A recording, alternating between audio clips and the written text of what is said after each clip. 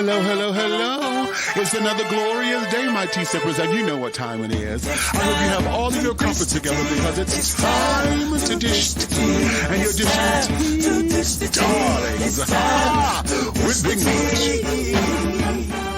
Can't wait. It's time to dish tea with Big Meat. It's time to dish tea with Big Meat. It's time to dish tea with Big Meat. It's time to dish tea with Big Meat. Darling. Yeah. Hello. Hello, hello. Hello, hello, hello. Hello, hello. Hello, hello, hello, hello.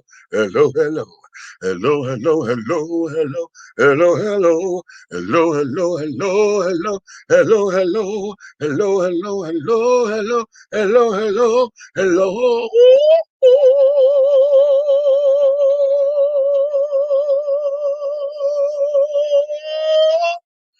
Ow! Hey. Oh, excuse me. What's going on? What's going on? What's going on? To all of my tea sippers, my crumpet dunkers, my tea brewers, and my pot stirrers, and my tea leaf readers. What's your tea, darlings? It's another glorious day, and I know you got all of your crumpets together, my darlings, because it's time to dish tea, and you are dishing tea with Big Meat. What's happening, babies? Well, darlings, I'm trying to get myself together. I've been sitting up here. Oh, I got a drink right here. I wasn't trying to do alcohol, but I got to have some form of libation right next to me, right?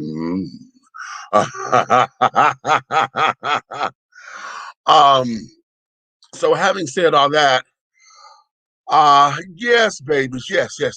It is one of those days, darling. It's one of those days. And before we go any further, I don't know if he's going to come in here today. However, one of our associates, and podcasters and television hosts, he has his own platform, Mr. Stan Mason, honey. Today is his birthday. So we want to give our extensive happy birthday shout outs to Stan. And I don't have the little do-wah-diddy together for him. I was trying to put a little video together, but I can't get the damn thing to do right. So happy birthday to Stan Mason. And I've got to shout out to my little big sister, honey, Miss Stephanie Mills, honey, her son, Farad. Today is also his birthday. So Farad is turning 20 years old. So Stephanie Mills is now the mother of a 20-year-old son, honey. And I am just so tickled to death because, child, it is what it is, honey. And I just sent her a message. I was like, girl, you ain't got no baby no more, honey. He's a young man, and carrying on. So there is that. Stan wanted me to ask her to sing happy birthday for him. And today is her son's birthday. She has not gotten back with me yet on that request. However, I'm hoping that she does. However, that's my little big sister. So if it doesn't happen, we have the attempt. Now, she did type it out, honey. I wish you a very happy birthday. And I sent that over to him. But, he wants her to sing. So we will see if she's able to grant that request. So having said all that, happy birthday. Oh, wait a minute. And there's one more birthday I got to shout out. This here is to my sister back home in Detroit, Miss Christina Divinity, aka Christopher Thompson, Christopher Deshaun Thompson, honey. Okay, that's a if anybody, honey. Okay, all of us, up in face and carrying on. I'm Samantha Stevens. I got my sister, Serena. My Serena is in Toledo, Ohio. That's my sister David. But child, I had never given her a name if I was gonna put her in the Bewitched crew or whatever. But she would have to be one of them bitches, honey, who was just shady as fuck. Okay. Because Miss Christina, she was up in FaceTime. She's one of them grand divas, honey. Okay, Christina Divinity, honey, is one of them grand girls, honey. Okay, everything is just so fabulous and grand and this and that. But honey, so I might have to give her the name like Enchantra or something like that, honey, because I'm telling you, just yeah. So having said all of that, what's going on, loves? This is going to be one of those particular kinds of shows because I'm going to take a conversation that I saw my sister Helena Hologram was on her show. No. Wait a minute. Let me back up. That was Derek's show. It was the remix. And I'm going to take a conversation, but I'm going to flip the coin on it and do a different spin, okay, on a conversation that she was having today, because I believe that it goes a little further. And research department, I'm gonna need you guys because I was trying to get into it, but trying to put together some stuff that I'm putting up here today, I overbooked myself. Get me the story on Miss Brown, honey, Jessica Brown, and her GoFundMe page being up under investigation. Okay, they are going to, and they got this GoFundMe page. And for those of you who don't know her by name, Jessica Brown, that's Miss Gorilla Glue Girl. Okay, and I wanted to start giving her her name versus calling her Gorilla Glue, because now things have gotten serious, and I need to look at this, because what I want to do is I want to scrutinize this particular case, because what has it under investigation? And here's my thing. For anybody who put the damn thing together, number one, GoFundMe let it go. Okay, they approved it. And then number two, people knew who the fuck she was. So why y'all send y'all money there? That's what's getting me. Y'all knew who she was. Y'all done called her all kinds of stupid. Y'all done called her all kinds of this, that, and the other. Hell, did y'all see the Saturday Night Live spoof?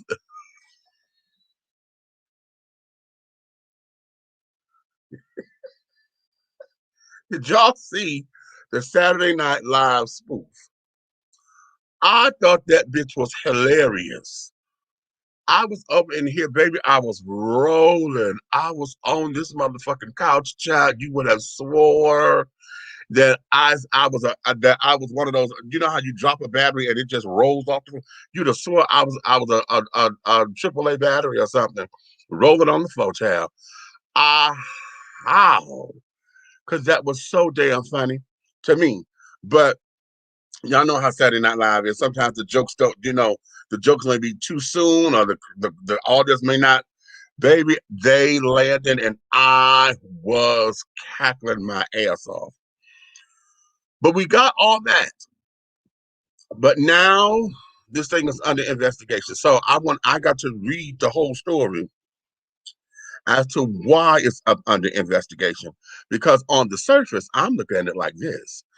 Y'all who sent y'all money, y'all, that bitch done sit up there and got a year's salary, honey. Most folks don't even make $40,000 in a year, or however it was. I know it, at last kind of got, I heard it had got to $40,000 or close to it. Folks don't even make that in a year. But y'all sent that much money to her out of sympathy, out of whatever, because she sat up there and glued her hair together.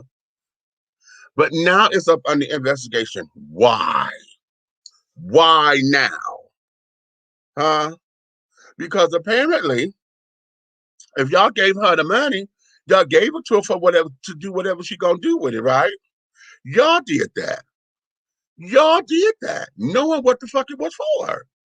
Now, she done found a doctor. She done made headlines and carrying on and this, that, and the third. If anybody should pay for anything, that should have been Gorilla Glue. Because you know why? Because just like James Rice Chanel did with Patty Pies and went on the children and told, oh, Patty, with these damn pies. And everybody went out to buy these fucking pies and made Patty, or at least Walmart, that $2 million worth of pie sales. Okay, this is what she just did with this damn Gorilla Glue. Okay, this thing that went everywhere. And one of the things that we know for certain is that shit works. Because they just said she done documented her in her head trying to wash it out. And she done been a month done went by and she couldn't get her hair unglued. So we know that goddamn Gorilla Glue works. And then now the fool that came behind her and glued the damn cup to his face and had to go to the emergency room. Now, what happened there?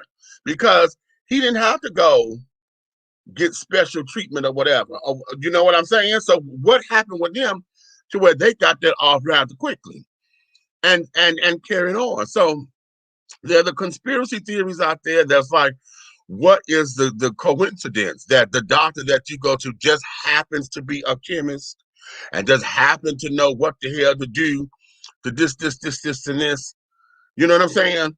So now what's up? You know, what's up with that? You know what I'm saying? So there's a conspiracy theory on that. My whole thing is this. The dude, I don't think he's his nationality, he's from the mother country, I believe. Okay. Black man, but I think he's like a real African black, African American and things. But whatever the case is, he's a chemist and said, okay, I will help you. Then I flew her out here, this, that, and the other. It done created this whole big old media spectacle. But for y'all, those of y'all who gave her this money, y'all did that. So what y'all under investigation for? TC, what you saying? Wait a minute. She even have a video out partying in Vegas, looking damn good. Not that I care, but I heard she did the glue thingy on purpose. Well, she said that.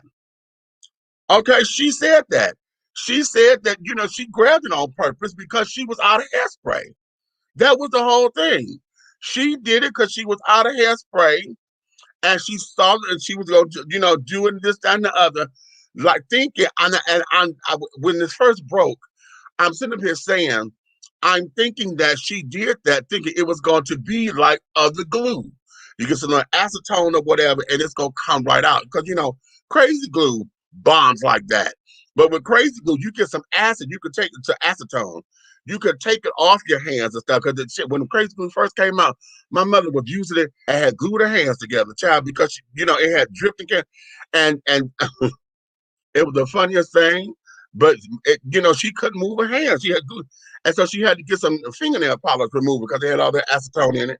And that's how she was able to unstick herself. But I'm hoping that that's what it was, But somebody said, and I don't know if this is true, that Gorilla Glue has a hair formula or something like that, or some derivative that's supposedly not that strong. Because everybody said, well, bitch, that particular spray glue that you got came from a hardware store. Now, here's my thing.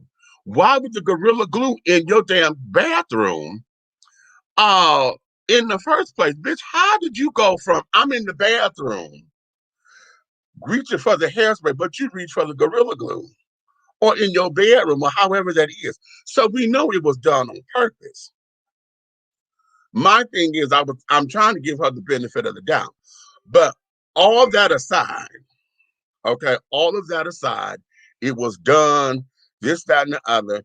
You claim you couldn't get this shit out after a month. You can't do this, it won't unfreeze your head, and et cetera, et cetera. So, all right. So now what? Okay, now what? You got it out. All right. You claim that you're going to take this money, $20,000 of it, and donate it to charity. But wait a minute. I heard it was $40,000 that she got, but somebody said that she got $24,000. However much she got, y'all sit up there and sent y'all damn money to that girl. So now what? I got to find out exactly what is the investigation. Okay. So yeah, that did was that. Wait a minute, let me go to the comments. Let me come back up. I started in the middle because Tracy, I saw yours. I'm gonna start at the top when you first said hello. Okay, big star. What's up? Okay. Hey there, miss you. Is that my grandbaby? Grandbaby, I keep supposed to be calling you, and I tried to call you once, and I didn't get an answer, and then I got distracted, honey. I do owe you a phone call. Okay. Yes, the birthday boy. Okay, yeah, for old Stan Mason. Oh, yes, honey. He would lose his mind. I know. Okay, happy to all that's celebrating. Okay, exactly.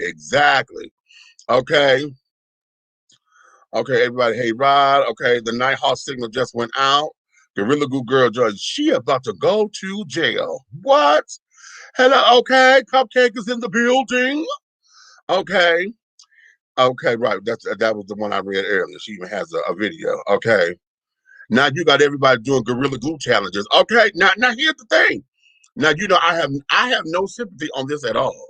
Not on her, not on these other fools that came behind her. Now it's one thing to sit down there and call her the fool and to blast her carrying on, you know. But everybody who came behind her for this bullshit, child bad. I, I give two cents less than a good fuck about that. You understand me? No, I have no words. None. Okay. For all we know, he could have set the whole thing up. Now that's part of the conspiracy theory. Well, the chemist, that's part of the conspiracy theory. Uh-huh. Can't wait for the look in the mirror segment, Lord. Okay. Okay, that's coming. Okay, but me, ain't no way in hell anybody put Gorilla Glue in your hair. You can't even get that at the wig store. I know. I know. And that's what I was we know she did it on purpose. Okay, and hell, when she went on the video and said, I did it and I put the glue in my hand and blah blah blah. We know she did it on purpose. Okay. What you say? Now she looked like a gorilla. Honey, she was looking like a drag queen. Cause did y'all see the before and after? Her before look, and then when she came after, I was like, bitch, I thought when I first saw her look, I thought she was a queen. Okay? Because she got on top and bottom lashes. And if they're not bottom lashes, she got on she not mascara her lashes to where her lashes are looking that way. She got all this glitter, she got all the, her lips and her face was beat. But bitch, I thought she was a drag queen. I was like, oh, wait. Okay, hold up. And not trans woman. Notice I said drag queen, not trans woman. So I'm like, okay, but then I was like, oh, wait a minute, this is biological girl. Wait a minute, hold up. And then I'm like, wow, okay. So we went there. And being a performer myself, I know how folks for the price of beauty would do some stupid shit. Okay, we would do stupid shit. I have, y'all know y'all famous for the duct taping your stomach so that because you don't have a waist stitcher, so you tape your stomach down and all that kind of shit. You got to get cut out of it because sometimes you put the damn thing on too much, or you got a corset and attack the corset too tight and your ass can't breathe. I know people who glue earrings on. They take crazy glue and glue the earrings onto their ears, and they have pierced ears, so the glue is getting all into the hole. I know folks like that. And instead, what you do, they peel it off. They rip that shit off their ear. Okay? I know folks that do all that. So because of that, I know for the price of beauty and the cost of beauty, yeah, everybody like, well, beauty hurts. Well, bitch, okay. But what you have done for the makers of Gorilla Glue, this whole free advertisement, even us, everybody who's reported on it, we keep saying Gorilla Glue, and honey, they ain't got to pay for advertisement ever. Okay, ever. Because all of this have given them so much publicity, child. It's ridiculous. And like I said, I know the one thing that all of us know is that shit works. Okay, is that it works. So that's the key. So now I researched. Y'all got that information about why they're saying they are investigating her. Let's see. The word as to why you should use it on your hair is the name of the project. Why you shouldn't use a glue, water, food. Okay, exactly. The single word as to why not. Okay, you had to correct it. Okay, right. Hey, Miss Red. I got a challenge, a 7-day challenge. Okay, what is it? Okay. Hey, cuz, I'm so irritated when people use the Gorilla Glue for stupid reasons. I use it for crafting, and it did what it was supposed to do. But you know what? That's what I'm saying. See, Gorilla Glue. Now I'm gonna tell you something, because for those of us who are most of us who are drag queens and performers that carry on, when you make your jewelry and stuff, we got to get creative because I'm a big ass man, honey. I can't go out and buy jewelry, regular jewelry or whatever. Plus, it's drag. It's supposed to be bigger than life because I'm on stage. So we'll take like y'all know some canned greens, the big old can of greens or whatever. Not the real big one. Although if I want to make a crown, I would. But y'all know, the $1.79 can, not the, we'll cut the holes, we cut the can on both sides, you know, cover it with some aluminum foil.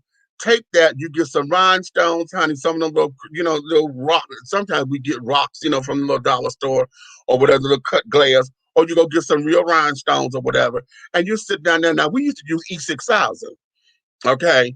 Now, you talking about Gorilla Glue.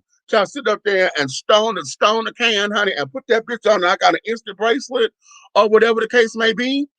That there was what we were using it for. It was craft, woodwork and carrying on, honey. That particular glue is for all that kind of stuff. Hell, when Crazy Glue first came out, they said, hell, they said you could. You could use it on all this, that, and the other. Remember when they said all that? So yes, honey, that's what the tea was. Hold on, because I'm not gonna take that because I'm gonna have my co-host in here to help me. But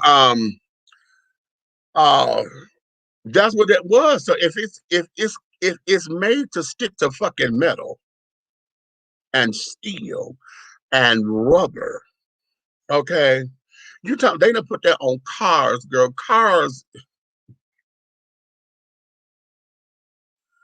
can burn heat. They hold heat, bitch. If the glue is strong enough to withstand the heat of a car, what the hell do you think it's gonna do to this flesh and your hair follicles? Okay, but apparently, it was she was dumb, stupid, and all those other kinds of things, and uh, okay, so I can't believe she was in her 40s and worked at a daycare center. Keep her away from glue and kids. Oh, is she 40 for real? Girl, don't tell me that. Don't tell me that shit. That girl, she can't be 40. She cannot be in her 40 nothings. Okay, girl, bye. Don't even. Hey, Israel, what's going on, baby? No disrespect to the queens and queens, but let a straight man handle this.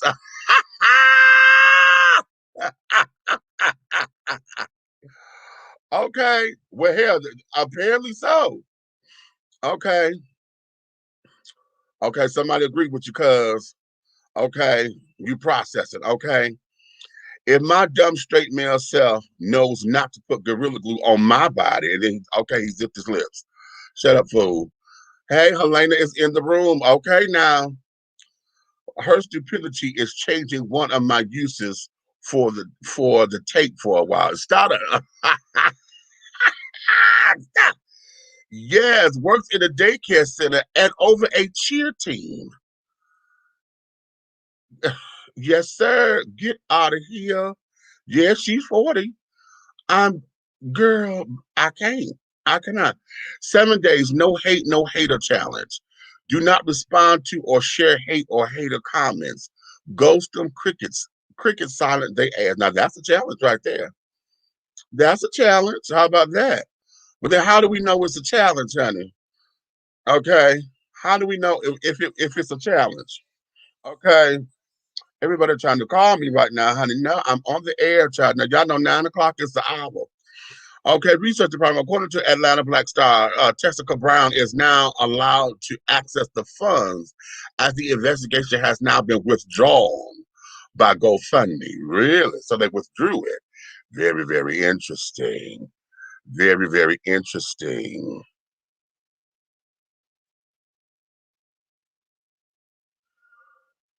Wait a minute. Wait. Wait. I didn't read that right, I know. I got red. I just read over here in He in the Wings, but I just saw something. I did not read that right.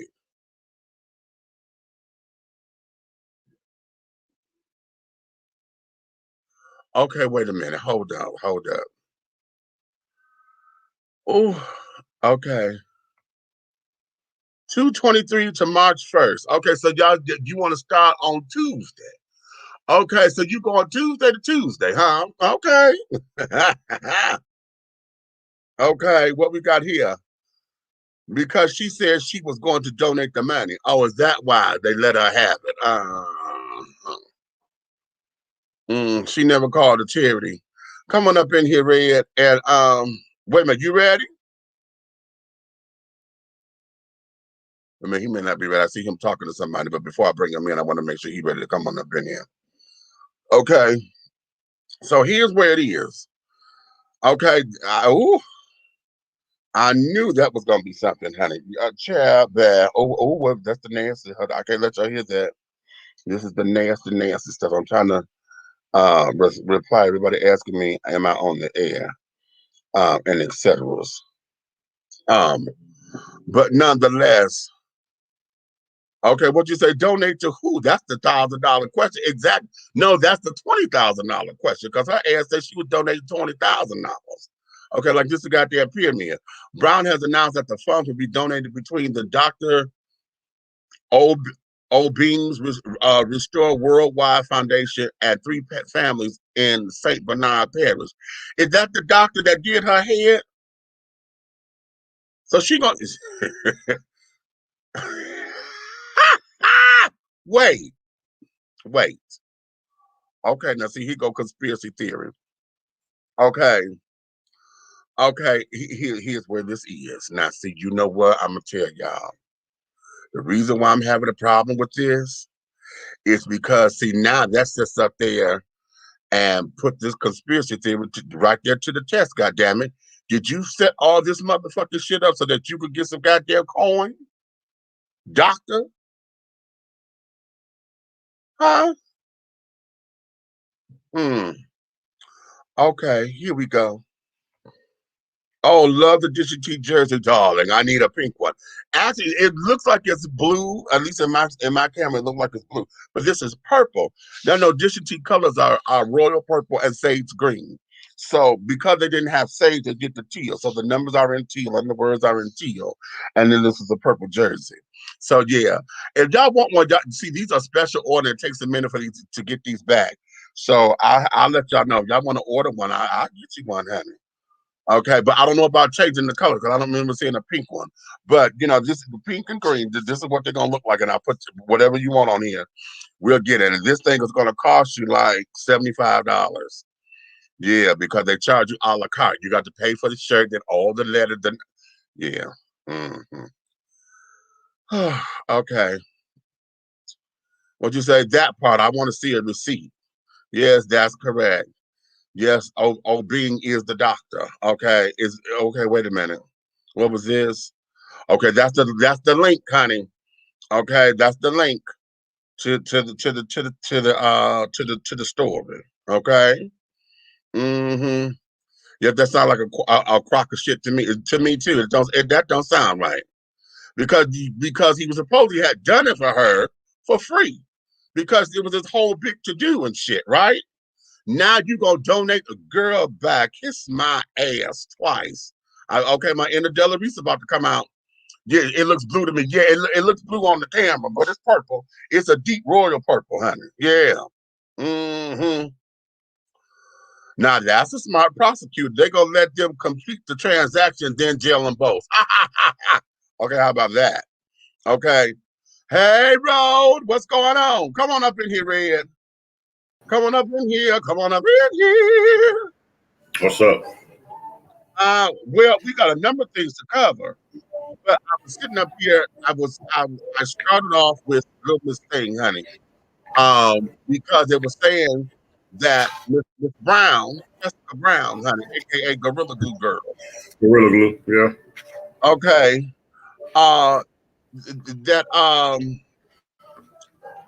She was under investigation. Her GoFundMe account was under investigation. I'm like, okay, well, for what?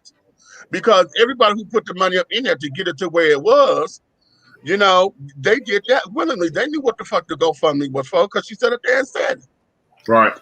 So what was it under investigation for? But then the story is, according to Atlanta Black Star, is that GoFundMe have withdrawn the investigation and they let her have the money. Okay, but she's claiming that she's donating $20,000 of it to charity. But now they're saying the charity is to the goddamn doctor, Dr. O'Beam's Restore Worldwide. So basically, you use that to pay him to get your head together. Because he was supposed to be doing it for free, right? That was a whole big thing. Well, we found a doctor to do it. That became a news story. You said that became the savior of the day, oh doctor. So was this a publicity stunt to get you some fucking clients or what? They should have donated her ass some bifocals so she could read the motherfucking label. She read the label because she told everybody that she did it, honey. Oh, Lord. Okay. What's up? Yeah, I know. It's the camera, honey. Whatever this is, this purple is not coming across on the camera, but it's a royal purple. Okay, wait a minute. Plus, out of all the killers in the world, out of nowhere, Dr. Doolittle show up to get the glue out and save her scalp. I was born that night, but not last night. Say it, come on, TC. And say that shit right there, okay? They were stupid for donating money to her. There are people who set up accounts for individuals who had cancer and don't get nearly as much money as she did. Trust me, I know, because child, I was trying. Listen, I have seen folks set up GoFundMes and stuff to fund plays and this, that, and the other. I was sitting up there trying to get my play money. And the thing of it was, child, how much money did I end up making? I ended up making maybe what the goal, we were trying to set a goal for like 10,000, right? Because it was going to cost us that. And I think I may have made maybe $250 off of that shit. And then of course, you know, GoFundMe take a percentage. Okay, because you hosting the carrying out, they take a percentage. And I think it's like 2.5% or something like that. So yeah, okay. What you eating, bro? Is the question. She can read, she just can't comprehend what she reads. Oh, okay. Big red hilarious glasses. How about that? Okay, the children. Okay, the children. So now let's go here. Let's go here, because we could be on her all night. But I want to play something. Since we in the realm of stupidity. Since we are in the realm of stupidity, let me play y'all this clip before I get into some of the real topics tonight. Okay, because this before you hit that button. I blew the whistle already. I'm tired, bro. Ooh.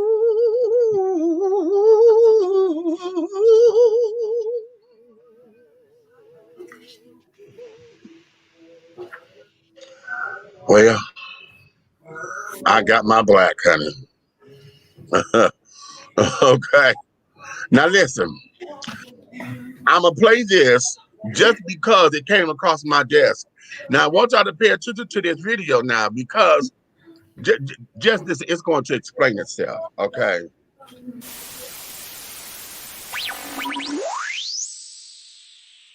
Let's listen to this. This is a clip from the, what is it, the 700 Club still? Yeah. Yep. What's fascinating about this is because we're now having the opportunity to watch an ongoing television show where a guy who is really sort of off his nuts, but also horribly cynical, I think, in terms of raising money, is now also going full-on senile. And so this is a wonderful opportunity, a great cultural experiment, which you rarely get to see. What happens when a crazy person has access to such high production value as Pat Robertson? This is Mary, who says, my Sunday school class was asked to give transportation for a man from a nursing home to Sunday services because, quote, his elderly father could not drive anymore. I drove him 20 plus times over several months. I found out 2 weeks ago he's dying of AIDS. I think those driving him should have been told his diagnosis in a private way. A few people in church knew. I did not. I feel deceived. What if we had had an accident? Did someone have a moral obligation to tell the drivers the truth? I haven't been back to church since I found out. I'm going somewhere else until I sort this out. You know, I must confess, I don't know all the ramifications of infection with AIDS. I used to think it was transmitted by saliva and other things. Now they say it may be sexual contact. So, Pause it. Now they say it may be sexual contact. I want to remind you that this clip is from 2013, not 1985. Continue. What you want to say if you're driving an elderly man who's got AIDS, don't have sex with him. But that's a little too simplistic. I don't necessarily think you... It's a little too simplistic.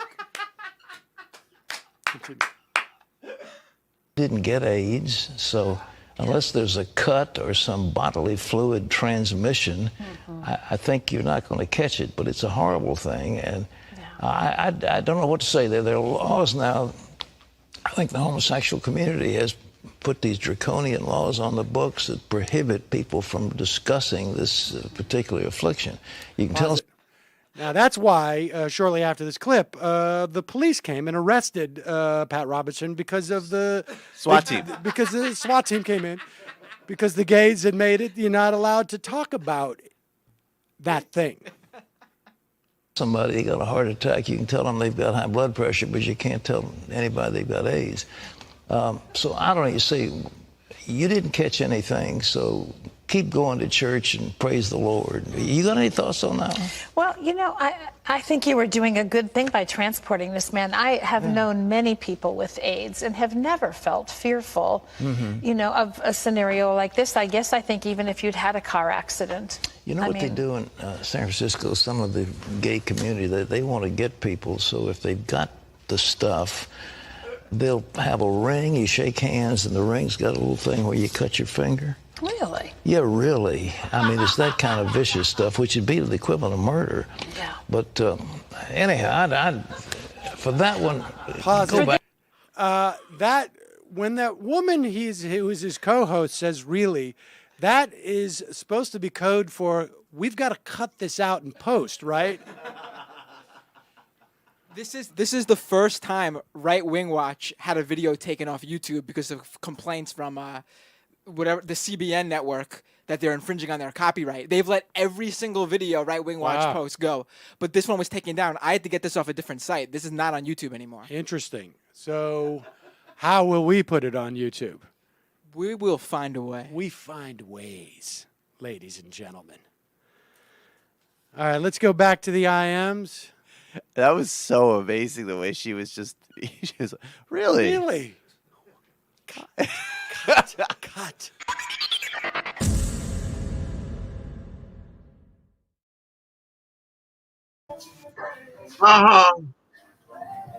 And we're back. The gays. Wait, The gays. got rings.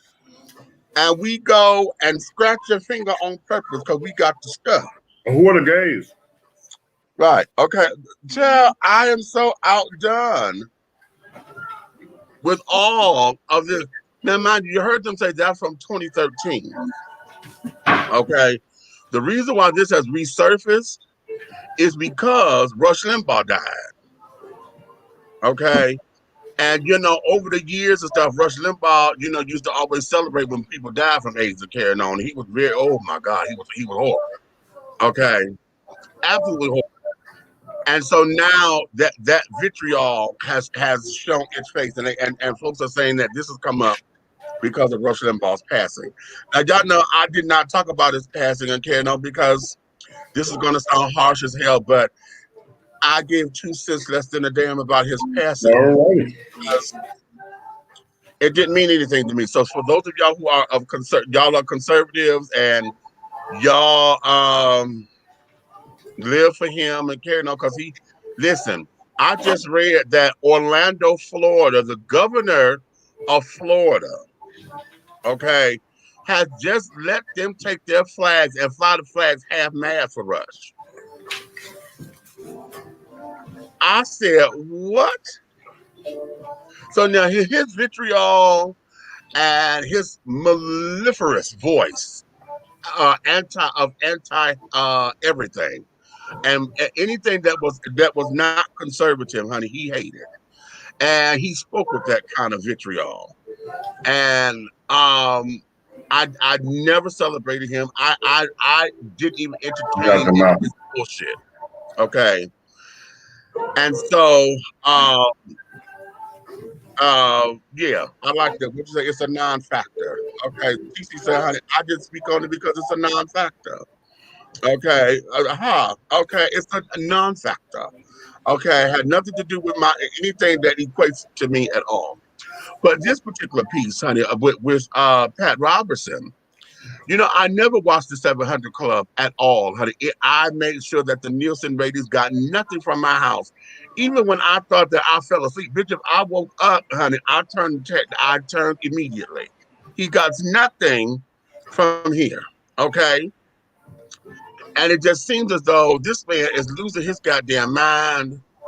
And the sad thing is that he is still on television. He's still, which means that they're paying for this somehow because he got followers. They are absolutely paying for this shit, for him to be on TV. So this is why. He's still not passed. Okay. If you got the gays, then you got the straights. Right. And the in-betweens are the whats. Well, you tell me. The well-rounded? I don't know. We're gonna call them. We're gonna call the draconian Christian children. Oh, there you go. Okay. Because it looked like he got rid of everything else because he came up with his own nationality, the gays. Right.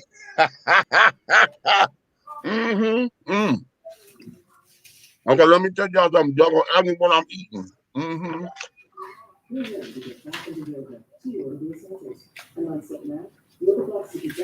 That's right. You want to help the population? Put a cracker in your mouth. Well, as long as it's a Ritz, honey, or Graham, or a club.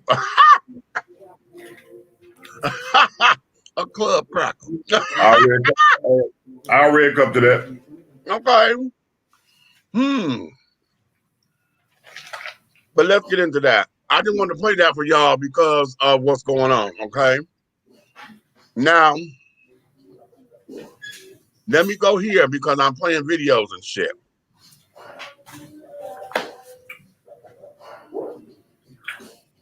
Have y'all seen the trailer? I know that or one. the Aretha Franklin TV with ERRIVO, with Cynthia ERRIVO. Okay, there's a whole big thing and a whole big controversy because of Cynthia ERRIVO playing Aretha. Let me go here. I'm gonna play the trailer first. Let me play the trailer first.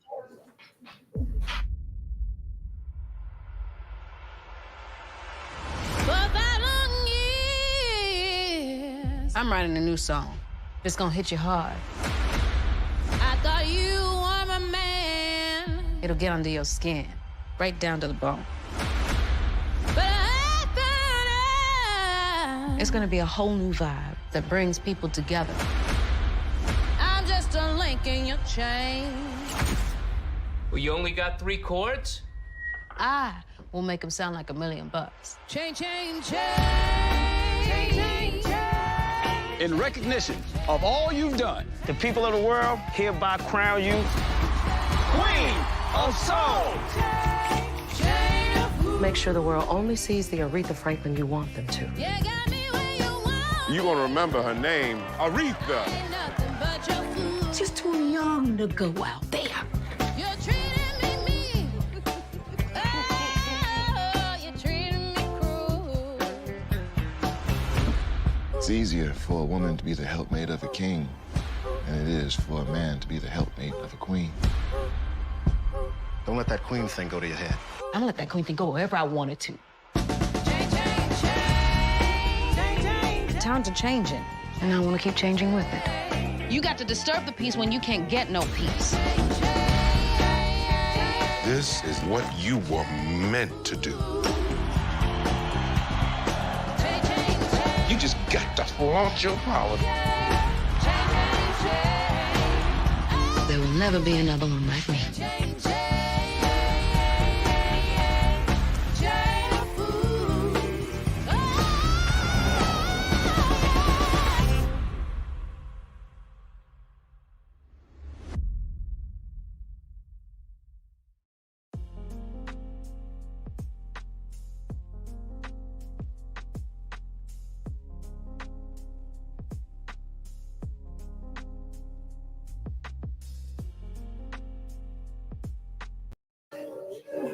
All right. And we are back. So that's the trailer, right? Now, y'all do know this is on National Geographic, and it's going to be a 4-day event, you know, made for TV kind of thing, okay? But a lot of the children, or I'm going to say the power to the people children, you know, they had a problem with Cynthia playing Harriet Tubman. They had a problem now with her playing Aretha Franklin, okay?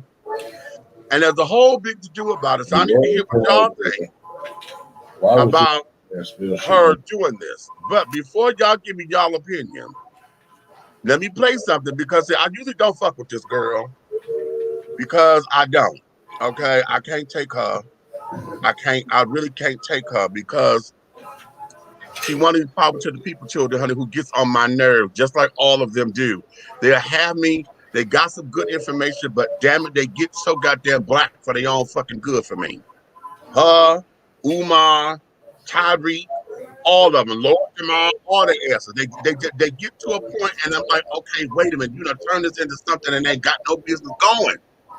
However, let me give y'all Vicky Dillard and tell y'all what she said. Y'all listen to this. Watch this. Watch this. It says that Jennifer Hudson again says, I'm just honored that she picked me to play her. Watch what Jennifer says. Watch what Jennifer says. She said, I mean, who can say that? And again, I would never have done it without her wishes. Why am I emphasizing that? Some folk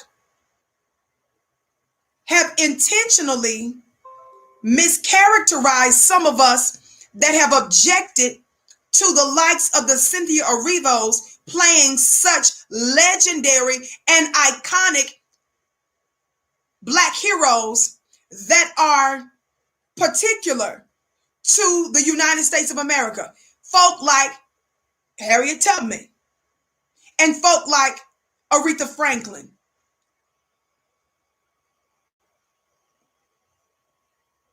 That's Cynthia. This Jennifer. We are not objecting simply because Cynthia Erivo is a British American. See, some of you like to say, well, we all black and the only thing that matters is that we black. No, baby. No, and some no. Now, it's interesting that Aretha Franklin's, one of the songs that she's known for is Respect, right? R-E-S-P-E-C-T, find out what it means to me. We know that, right? We're precisely the notion of R-E-S-P-E-C-T, that whole idea of respect is exactly what Black folk in America, foundational Black Americans, Native Black Americans, descendants of American slaves, this is exactly what we're asking for is respect. What do you mean respect? Why is it that we need a British Black woman to play one of us when there's a whole lot of us here, number one? Number two, you know full well the historical racism that we've experienced being intentionally and strategically shut out in Hollywood and in arts and entertainment. Are y'all hearing me today? So my question to you is, from you traveling over from Britain, being a British actress, black actress, how do you feel comfortable knowing our history in this country, knowing that we need knowing that those roles should be ours anyway, and there's a lack of representation, there's lots of discrimination? We're trying to see, how do you even feel comfortable playing the role? How do you even feel comfortable butting in line like that? We barely have enough roles here in America. So what I'm trying to see is, how did you make it make sense in your own mind? But not just that. Not just that. Someone just asked, are foundational blacks portraying Black British? Let me help you understand something. Let me help you understand something with that little trick question. And it is a trick question. You may not think it's a trick question, but I'm saying it's a trick question because sometimes that's out there. Because they'll say, well, so-and-so played that African king. Let me help you understand something. The situation in America is unlike any other place on the planet. When we look at the longevity of our oppressive conditions and what you see happening right now with how America, the most powerful nation on the planet, the richest nation on the planet, is fulfilling prophecy, because she's labeled under a number of names in scripture. One of the names she's labeled as is Mystery Babylon, and Babylon the Great has fallen. Nobody, no country, nowhere is dealing with the type of unique oppression from the greatest white supremacist beast on the globe for nearly 500 years. And coming here to specifically take roles while we're in the face of fighting our open enemy. Watch this. Still on the battlefield. We didn't flee to no other country. We didn't abandon America. We still going head to head. You're going to hit the bottom. All right. And baby, you're just going to. We are back. The children. Now, here's what this is. Here's what this is. Because this particular clip, I mean, well, where this comes from, the whole thing is like an hour and a half long, okay? I couldn't take her for no whole fucking hour and a half. I just couldn't, okay?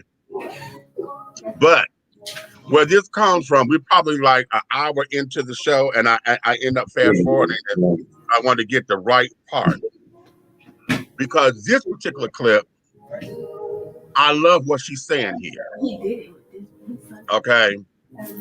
I love what she's saying. Now, wait a minute. What you say? Oh, boy, I can't. Listen, I know you've been telling me to watch her, and I've never said this because I'm already hip to Miss Vicky. I can't stand that heifer. I can't stand her. I can't stand her on a couple of different levels.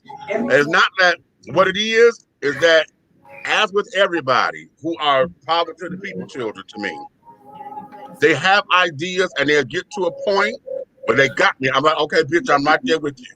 But then, like I say, then they want to teeter off on this whole little bullshit and put their own spin on it, and they're never objective.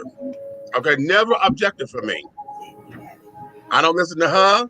I can't get into Tyreek. I haven't even got through a whole Tyreek National show. Lord, I've interviewed Umar Johnson. I've interviewed him. Oh, yeah. Yvette Carnell, I can't. I got a question for you, Meech. I hope I got an answer for you. If you walk through a door, looking at the door, you end up on the same side of the door as if you walk through the door with your back to it. Right. So if somebody from the other side opens the door for those type of things, they may be opening the door for us to do something over there versus it's vice versa. People have to open their minds to what's going on out here because, like I just mentioned this in my family, 100 people can go for one role. Only one person's going to get it. Number one. Okay. And they don't understand from this side of the fence how much goes into picking that person. Here's where this is. Now, let me play this clip because, see, here's where we got some shade in the game. Where is it? Where is it? Oh,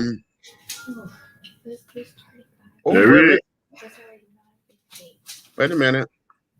I had another clip up here that oh,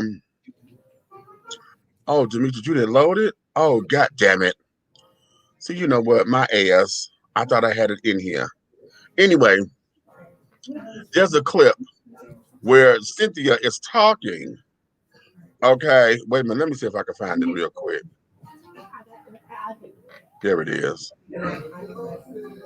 Okay, I'm gonna load this up because, see, right now, you know, one of Aretha's son came out and said that their family's all against the movie, blah blah blah blah blah. They upset, et cetera, et cetera. However, probably to the people, children are saying, okay, this, that, another. That clip this particular section of the clip that Vicky just said, I'm down with her right there because I get where she at with that. I see exactly where she is with that. However, she got a point to a point. Okay. And where she throws where I'm going off the rail is this. The people who sit down there and write the particular places or cast, you know that as a film person. As a director, as a caster, you know, we cast shit and carried on. You know what it is when you have a certain person in mind for it. Or maybe they wrote it for her because of who she is. Okay? They like her working back then. I want to work with you. Okay? And all of that. So we have that particular thing going on. When we have that, considering that we have all this other stuff that's going on, okay? This is a major TV thing. This is a series. This is a such so and so, and this is where it is. Now, I don't mind the fact that she's doing the role because look at the mini films that we have that's out there where folks are doing the role or folks are you know, there's several versions of it because somebody took the role and somebody playing this, you know, this, that, and the other. Now, as far as I was concerned, let's take the Little Richard story. I like what Leon did with it. But hell, I felt that was supposed to be my role, number one. Number two, when you look at what Michael Nunez did with playing Little Richard in the Frankie Valli story, Frankie Lyman story, where he played Little Richard, I thought he was a better Little Richard than me. You know, so it's like we have all this open and carrying on, but the idea. Yeah, I feel like he should have carried over to that movie. Yeah. But the idea that British Black Americans and carrying on don't understand the struggle or don't understand what we as African American or American of descendant slaves have gone through, I think that's a bunch of bullshit to me. Okay. And the reason why is because, hell, if you look at British history and carrying on, racism is race. They still face the same kind of shit that we do.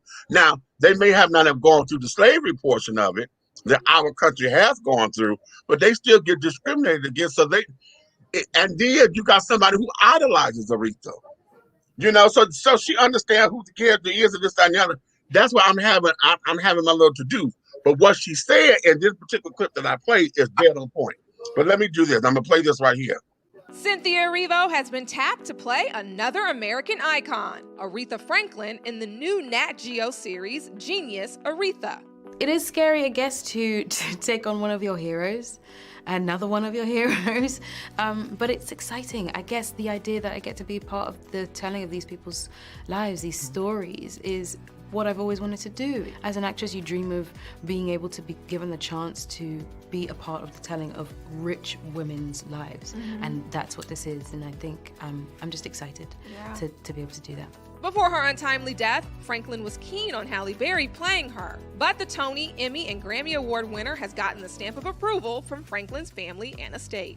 The news was met with some controversy online, but Erivo, who has already dealt with backlash over her role playing Harriet Tubman in Focus Features' film Harriet, is taking it all in stride. What advice would you give other young actresses who might face the same storm, you know, about how to deal with naysayers, haters as the kids call them, you know? That you should understand that everyone is entitled to how they feel, that it is not a crime to feel things, but to stand strong in your grace, and know that if you do the hard work, hopefully that will come through.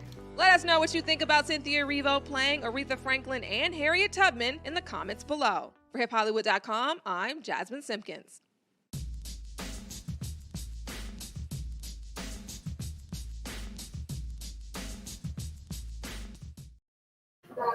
All right. I tell you what I think.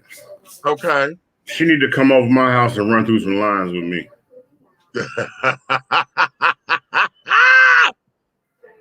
I got a script for. Oh, Big Red. Oh, Daddy. Daddy, no. Oh, I didn't know it'd do that. See, I need her to say them things.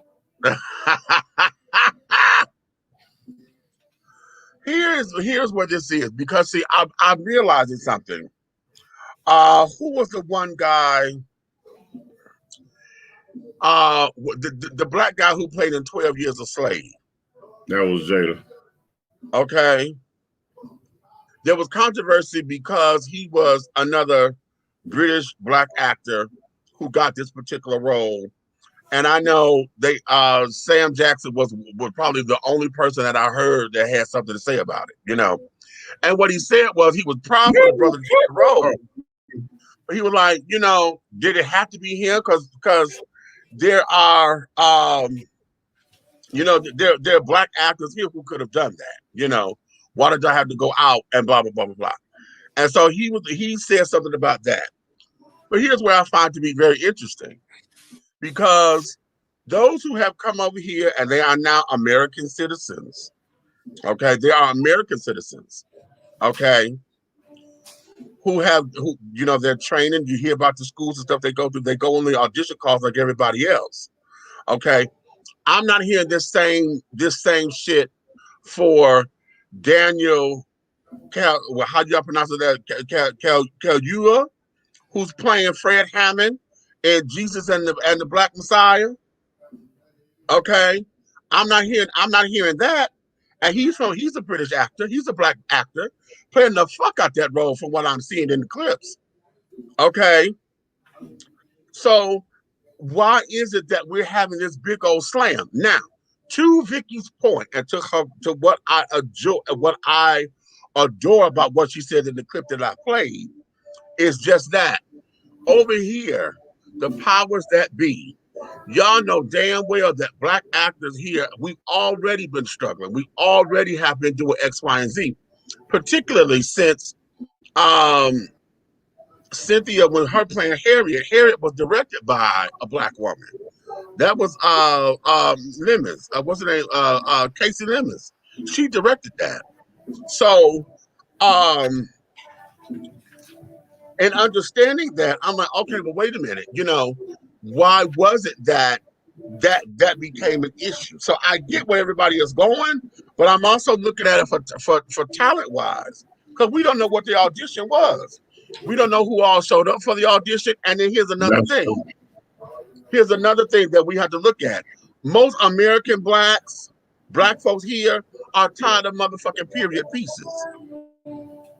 We tired of always having to be the one to play the slaves and to get over on the massa and tell that particular story of our history. You know what I'm saying? So why is it that every time those I'll be honest with you, my choice would have been Jennifer Hudson. I'm just gonna keep it 100 with you. That's just how I feel. You know, when it comes to certain iconic, you know, female musicians, right. I just Jennifer is always on my go-to list. You know what I'm saying? But I don't have a negative thing to say about their choice. Right. Here's what it is for me, because when I first heard this coming up, okay, now I'm gonna give y'all my reel on it. My reel is this. I thought that the film was gonna come out first, okay, because it's ready. They keep pushing the goddamn date back, because by now the film, if they had dropped it last month as they were supposed to, the film would be out now. Okay, right. and this would be a non-issue as far as I'm concerned. Okay, because and just like Vicky was saying in the clip, there's an interview where Jennifer is saying, I know Aretha always wanted her story to be a film. And so she handpicked me, you know, to do the film. Okay. So because I'm doing the film, what are you playing? The piano. Hold on.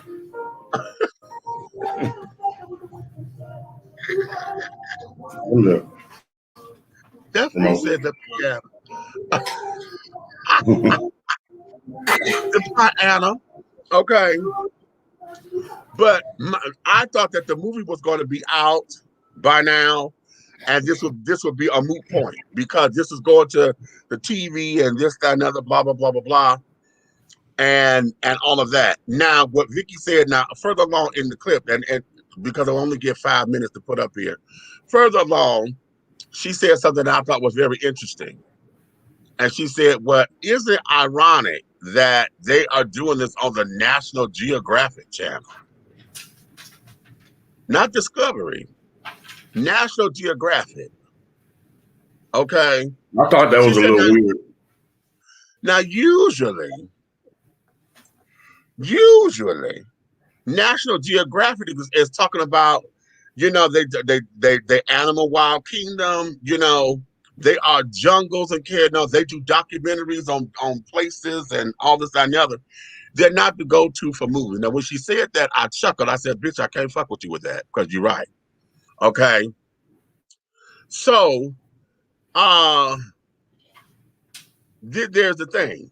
So the whole idea of this, I think that it was just absolutely shady for me because you got the movie coming out, and I think this is industry doing this, actually.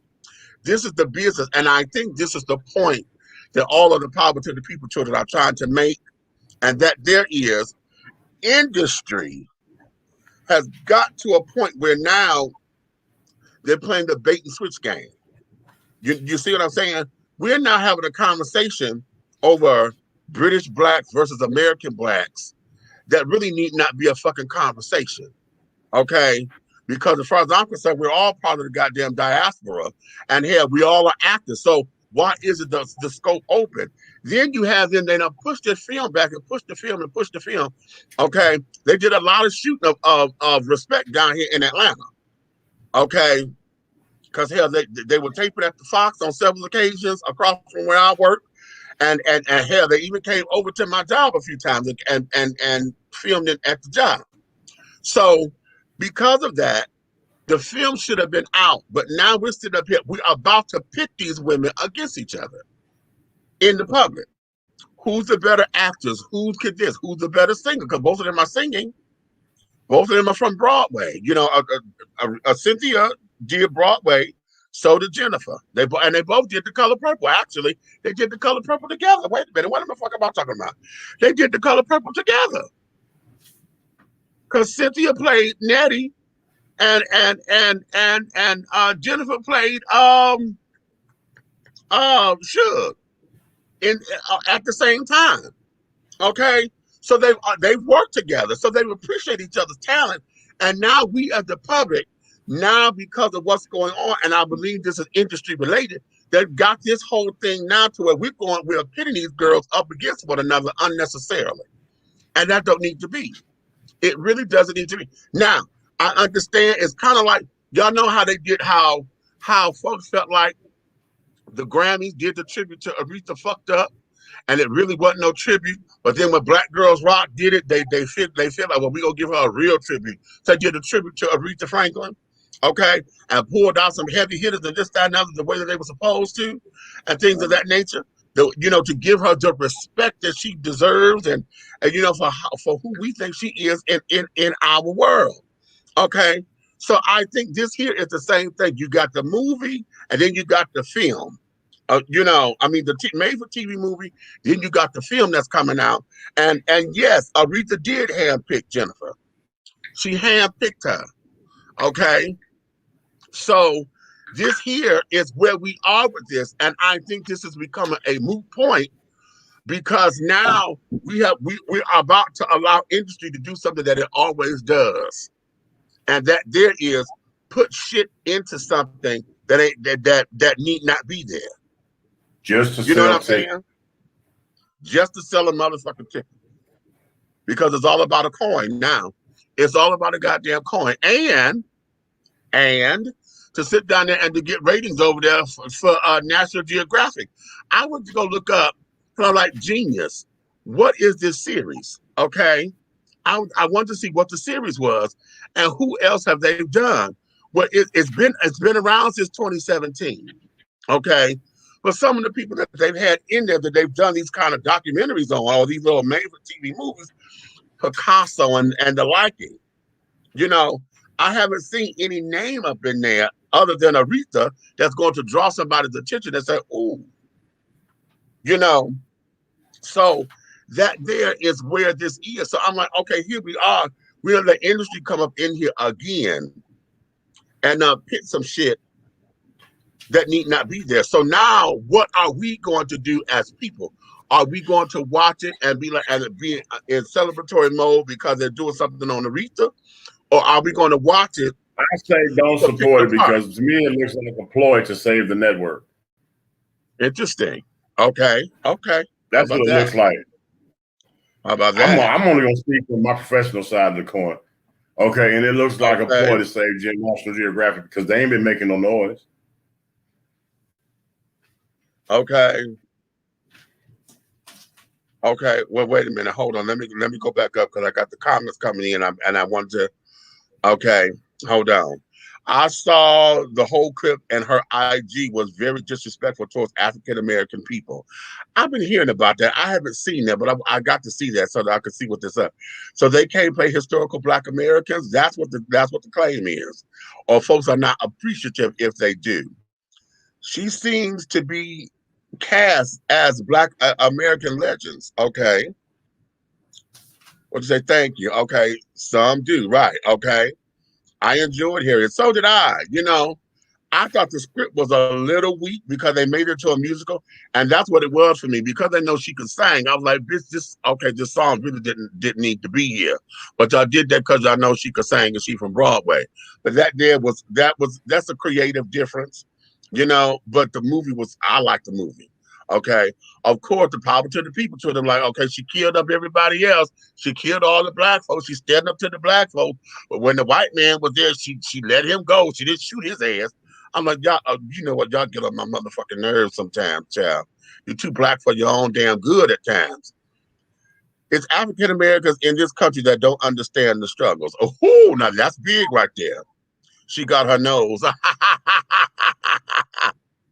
Okay. That ain't what she said on ID, but I'm gonna sip my tea.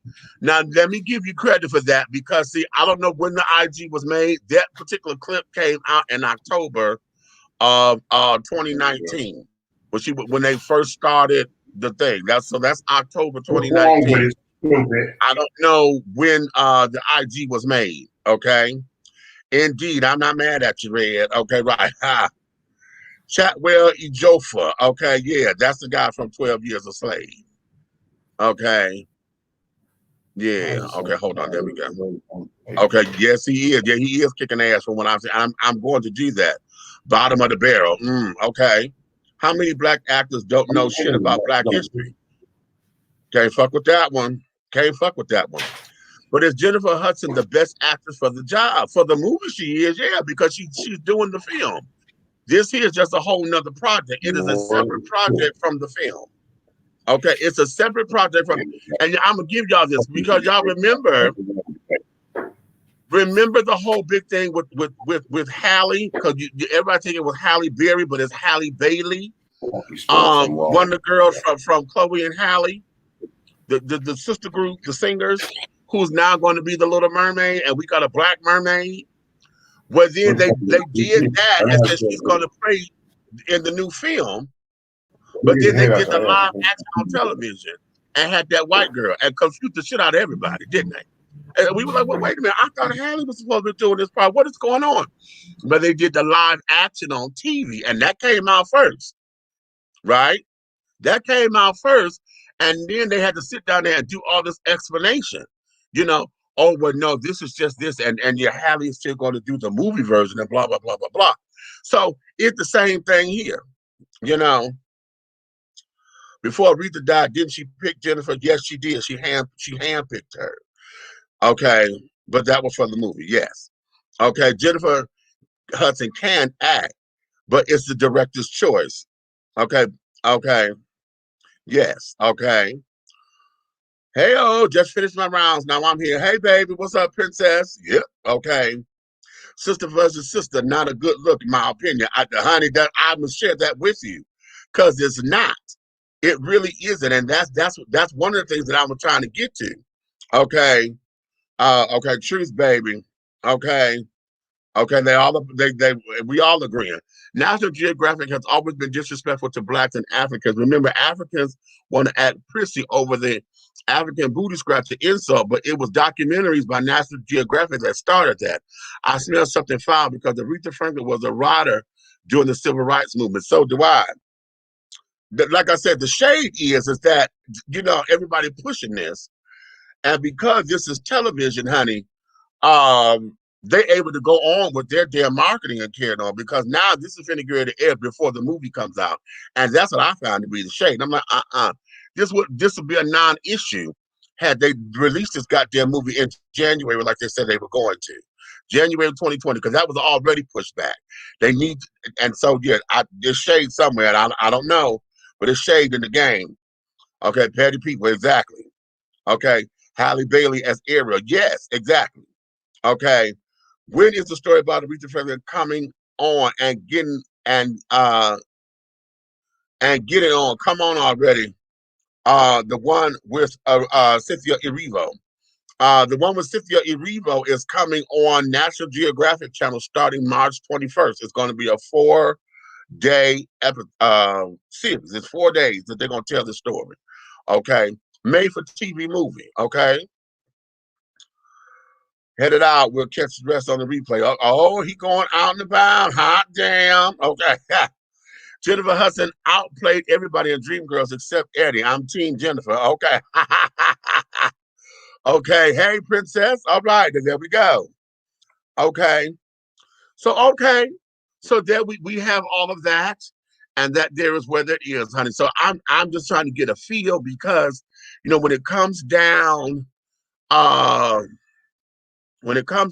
it, I don't want us to get into this whole thing of British black versus American black, and because their whole argument of you don't know the American experience, or you ain't there, because, honey, many of us don't really care about the damn experience anymore. It's all regurgitation at this particular time, and most of us are all about trying to get our coin now anyway.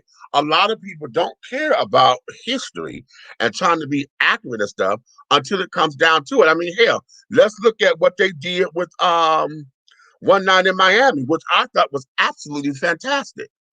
One Night in Miami is absolutely stunning. But I heard Tariq Nasheed tear it apart, okay? And this, that, and the other, because he felt as though that they shouldn't have did this and they shouldn't have did that, and blase yakky spleen. You know, he feels like, you know, some shit that should have left out of this, that, and the other. But this here was a suggested conversation that was had. Now, Jim Brown is still alive, but Jim Brown sat there and said, yeah, they had a conversation, but he never said what it was. That there was private. That's why they went to the hotel, where didn't nobody know who the hell they were, whatever. So that's what it was. You know what I'm saying? So now we have that, and I think that it was brilliant. Absolutely brilliant. Okay. However, you know, everybody want to be too goddamn black for their own good at times. And just, you know, we can't have nothing. When Black Panther came out, and now everybody wants that. Well, shit, y'all done made all this money. What y'all gonna do to help the black community? Because the black community help. Bitch, when that came out of Vivica Fox's mouth, I want to jump through the motherfucking TV screen and be like, bitch, you was then set it off, bitch. What the fuck did y'all do for the goddamn black community? Okay? The hell? Okay, here you go. That's the same thing that didn't see. I know you followed it because you quoted his shit. That's what the fuck he said. Tyreek, one night in Miami, tried to low blow the honorable Elijah. They ain't trying to low blow shit. Okay? The whole thing of it is this: if somebody had a suggested conversation, okay, what the hell do you think they're talking about? Okay?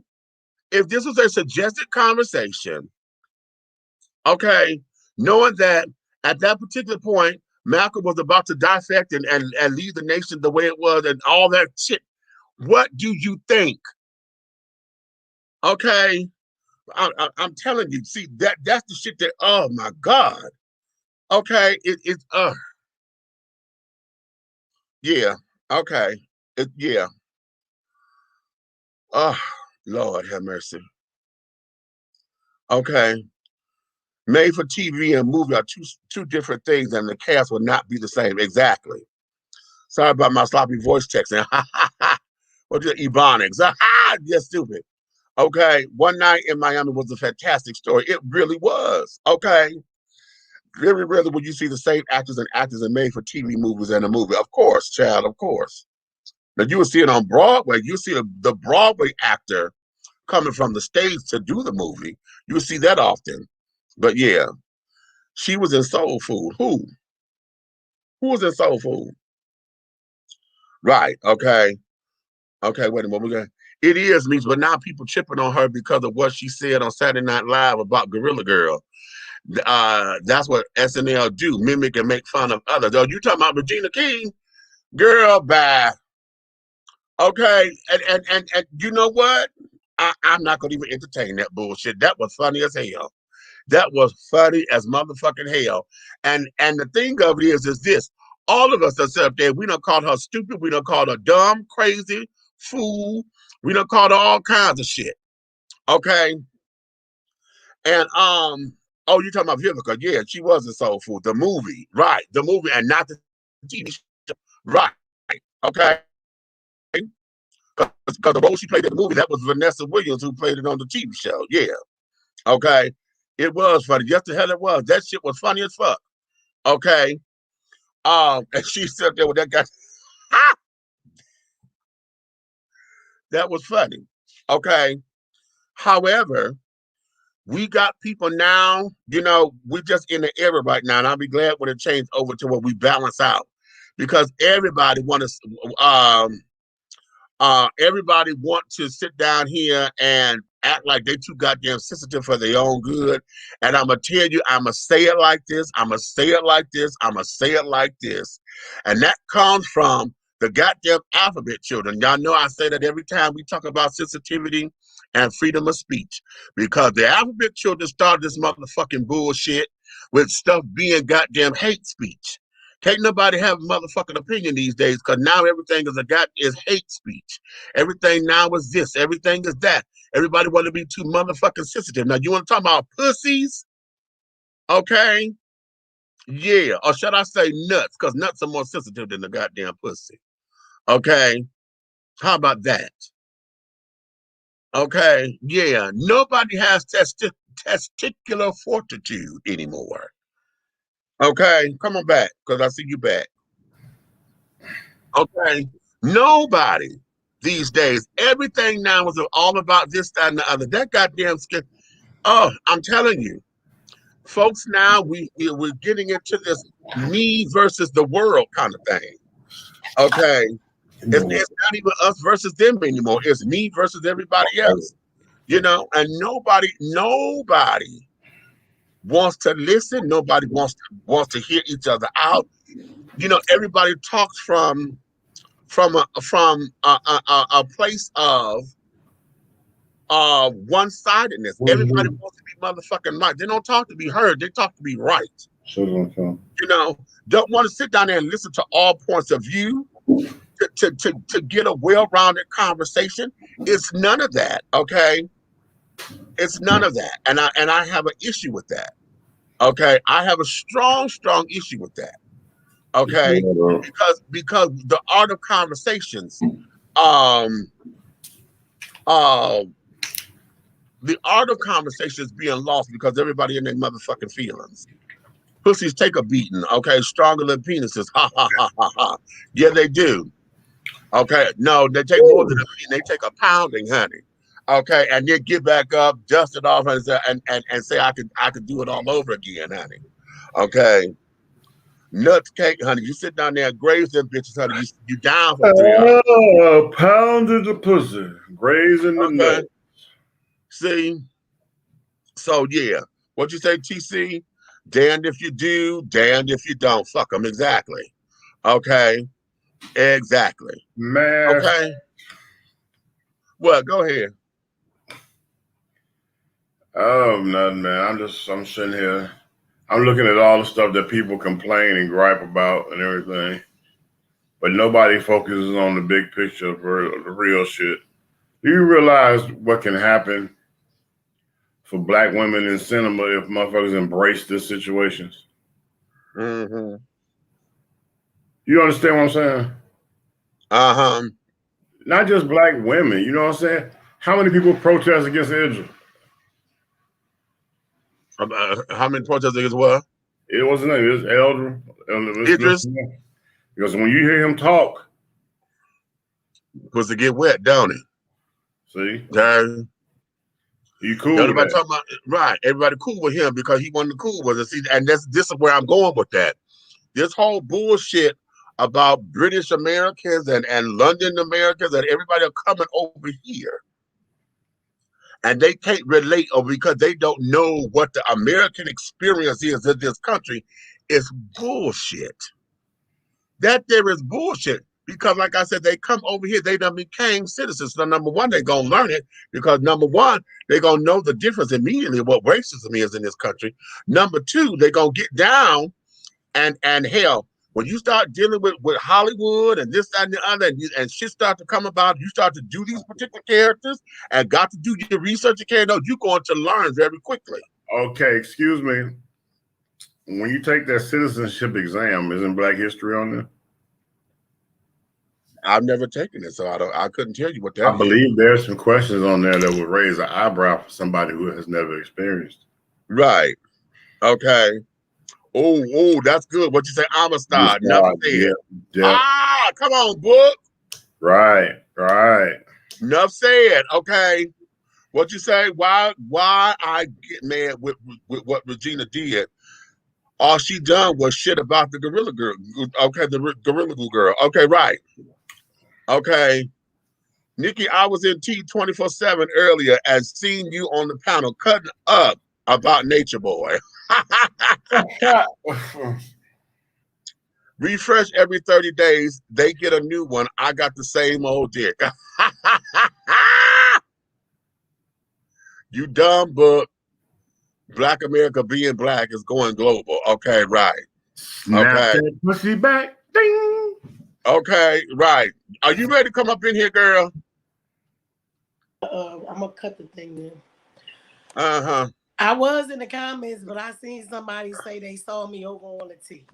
Yeah. I know y'all saw me over there cussing people out, and it was needed.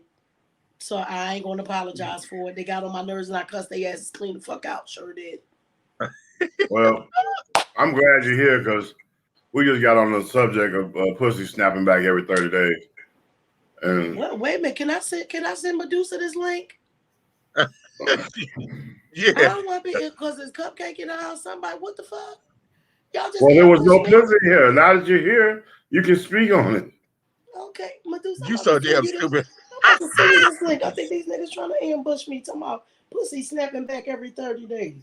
Oh, we done been Black ambushing actors playing both black rooms. We people, done is went in. that really an issue? That you I'm know about to what? send you the stream Right yard. there. You got stream? You use stream? Right there, honey. Okay.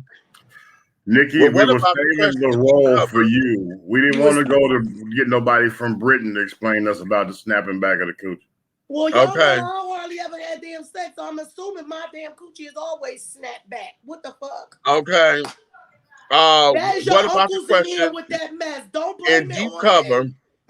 when the police asked Lawrence Fishburne about the N-word? So I can only imagine what the question was. Okay, right. Okay, Jared, you crazy. Okay. There goes my baby cussing somebody ass out. Yeah. No, Black history isn't on the test. As a matter of fact, Africans are warned against blacks. Have you ever taken that test, or have you ever Remember, I seen it told to y'all know that about for that facts? before. I told you guys about that before, that there are I a want lot to of see the Africans test. before they come over. They there's this thing they got to go through. They tell them to stay away from us, that we are lazy. Yeah, we they are, teach them. They we are teach them criminals. That I know. we are this. I was told that when I was going to Wayne State University. I met folks like that. Yeah. Yeah. I didn't. She Yeah, said, "I they didn't need to friends. apologize. I just seen you, and I was laughing my butt off." Well, thank you, T. Thank you, T. Y'all know I can't be nobody but me. Okay. Well, everyone have a wonderful evening, and God bless. Okay. Bless you. Good evening, all of Hey, y'all. Vaughn. Okay. Hey, Vaughn Mom. must ain't picked up his Vaughn, date what's yet. happening? Snapback coochie. Okay. You so Yes, stupid. honey. Okay. Vaughn must ain't picked up his date yet. If he's still in here with us. I don't like stinking ass Africans. No way. Oh no, it is of no consequence. With your That's not stinking good to ass. say, oh. That's your brother and sister, oh. Okay. I just don't have to deal with this nonsense. Okay. Yes, I was married to a foreign chick getting her citizenship. Okay. Boy, you going to jail. We national. Okay. Okay.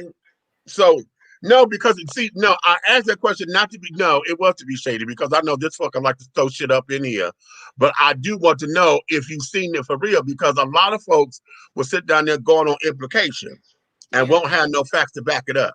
So no, if you've seen the test or whatever and have gone through, well, wait a minute, how did you see it? Because or what was it I the was gonna study? say, I didn't see the test. Y'all know I got friends that's in different regions of Africa, and I've had like at least 3 of them say that. Somebody from Morocco, somebody from Ivory Coast, and then somebody in Ghana. They all said it. No, that's not what you said. They know nothing about the No, Guyanese. he's talking about the Guyanese test are not itself. included. No, he's talking about the test itself because he said the test doesn't have any questions on there about Black history. No, what it Why says would it? is It's that not we are American black. history. Black is of darkness. It is of evil. We are thieves. Yeah, they tell it. So I'm sure that within the study materials and stuff that's what he's talking about. Because unless you've seen the test, how would you able to see the test itself? I know because the way how I'm picturing this is like how we study for the ACTs and the SATs and that kind of shit. You know, you got study materials, but you don't actually have the actual test. Right. You or know, the actual questions. You got things right. You know what I'm saying? along the lines of what it should be. Right. So that's time. how I'm thinking about this and things of that nature. So if he saw the actual test itself, then that means this shit was fraudulent from the beginning, because if you actually saw the test, in hell, you could give her all the goddamn answers and If you et cetera, saw et the cetera. test, how'd your ass going to jail? Okay. so that's what my head is. No goddamn more. It's almost time, Nikki. What? What's that? What you got? Almost time for to put the club together. Club Beagle. Oh Lord. Okay. All right. Some folks ain't shit. Black Americans, Africans, whites don't make a difference. Some folks are shit. Okay. Well, how about that? So you're telling me they told them to stay away from us Black Americans because we are lazy? Yes, we honey. lazy Yes. and we criminals. Yes, they and did. we criminals That's why, and yes. That's why a lot of them come over here with that attitude, like they feel Yes. like they don't be. It's not that they just didn't like us. They were taught to not like They were us. taught that. Yes, yes.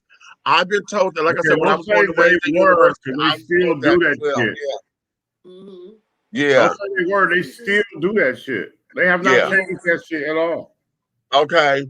She said, we get no respect at all, but the thing is, they really come over here thinking they are better than us, for real. Like Paul Mooney said, don't get mad at us for being here. Y'all didn't fight for us to stay when they were stealing us. Okay. I remember that. I remember when Paul Mooney Okay. said that. Yeah. Well, I'll be That damned. shit Yes, hit honey. me.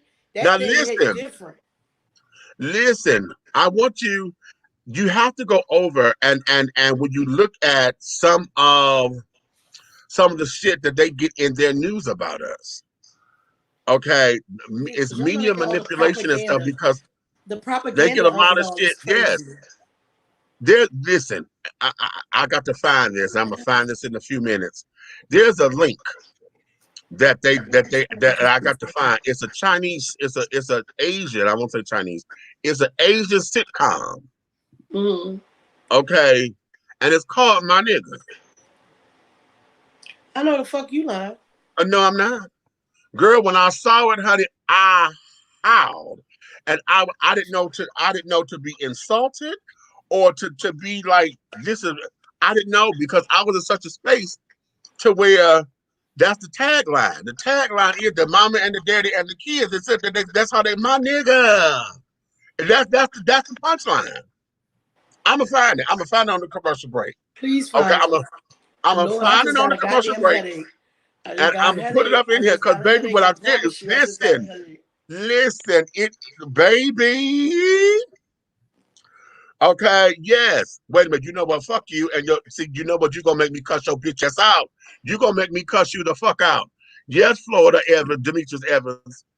We had to go over the test with the lawyer. The topic was the certain black groups were called militant, which was funny because my dad was in a couple of those groups. I'm gonna kick your Florida Evans Okay, ass, hold on. bitch. Excuse me. No, excuse me. Calm down. What? No. Calm it down. What? This is the part where your brother sticks up for you. Haji, I'm gonna need you to tell your sister that I went out and bought a big box of condoms and I can't wait to talk to her. Y'all is listen. Now you stay off my brother and I'll stay off of your sister. Oh! I heard that. Okay. So Did you say you had to go over the test with the lawyer? I guess That sounds crooked as fuck. It sound like a marriage couple type thing that they had to go over it. Yeah, I get all that. See, but that sounds crooked. My ignorance is this. Yeah, because I'm not understanding. I thought the whole thing was that they were supposed to be studying, not my ignorance is this. My ignorance is going into the play of if this is a test, you get beat the fuck up. That means you're supposed to be doing the test, right? Okay. If this is study materials, then we can study together. But when you go in there, you don't know what the hell the test is. Now, if you're talking about you had to sit before the lawyer, then that means y'all getting ready for a motherfucking case. Did that become client attorney confidentiality and privilege and shit? Because if you have the actual test, then that's cheating. Hey. That's illegal. And that's what I'm saying. If this the actual test and not just the study guys. See, the study guys and what they say that this may appear on the test in quotes, then we got all that. But the actual test, that's where I'm stuck. Because shit. Can I ask Red a question right quick? I just got a phone call. What's up? And that was especially because then it can calm you down a little bit. So one of your nephews want to know, is Kanye a better rapper than Will Smith? If y'all think I'm lying, Molly is on his phone. I can't make this shit up. And you ain't put me in that bullshit. You not put me in that bullshit. I don't even want to be a part of that. No, he ain't a troll. No, he not a troll, buddy. No, how'd you like to stir the pot with me? Because okay. Oh yeah, no, Haji not a troll. No, Haji not a troll. No, Haji is family. No, so he's family. He just Haji bored and just got to want to start shit with me. That's what it is. We all that's all good and but fun. It's all in fun, honey. But he did say, okay, he put up the name of the skit. The skit is called Tokyo Breakfast because he knows exactly what I'm talking about. Yeah. Okay. Okay, what you said? Who the hell asked the question, Aunt Nikki? I'ma slap a hoe. That's her son. That's her son. The citizenship test is written, but an investigational test. They want to know everything. Okay, then that makes better sense. That makes better sense. better sense. Okay. I meet family, damn it. I know. They know you my sister. Okay. You just send the YouTube link, Tokyo Breakfast, my nigga. Yeah, okay. Just sent it to you. Okay. I'ma want to see it. I know. I'm gonna put it up in here. Wait a minute. He said he sent it to me. So hold on. Let me take a commercial break. This is a good time to do it because when we come out of this break, and can you what we gonna go into? In addition I to am. the thing? I am. But yeah, I need to. Okay, Will Smith, Kanye West. I gave them a reference. I said, listen, please do not sleep on Will. Will found his niche in that happy rap. I said, but what I'm gonna need for you, because it's both my sons. I didn't know Amir was a part of this bullshit too. So I said, I'm gonna need for both of y'all to just go listen to Brand New Funk and then call me back. Right. I was going to say, go listen to the real Will, not the commercialized Will. Right. How about that? You know, them two is the babies. They 23. They don't And know. then tell them, They don't just listen to shit Kanye got to say, and they'll be okay. Listen, I need y'all to protect your brain cells right now. Oh, not protect your brain cell. Okay. Well, how about that? Okay. Well, I'm on commercial because I need to see this shit. I need to see this. Go to the private chat and read that. Okay. Yeah. I don't see nothing. Yeah. No, just get on private chat, honey. And let me. I'm gonna go here. Let me start the commercial.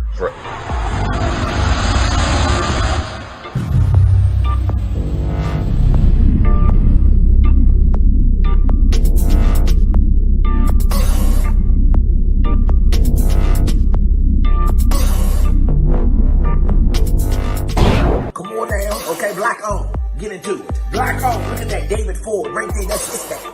Black on. He don't know Tom.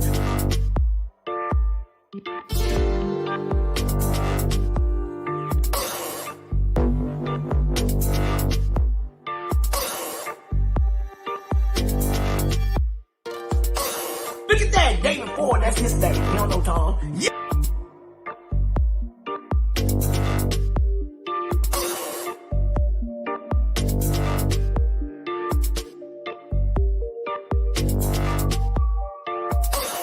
Yes. Oh, here we go.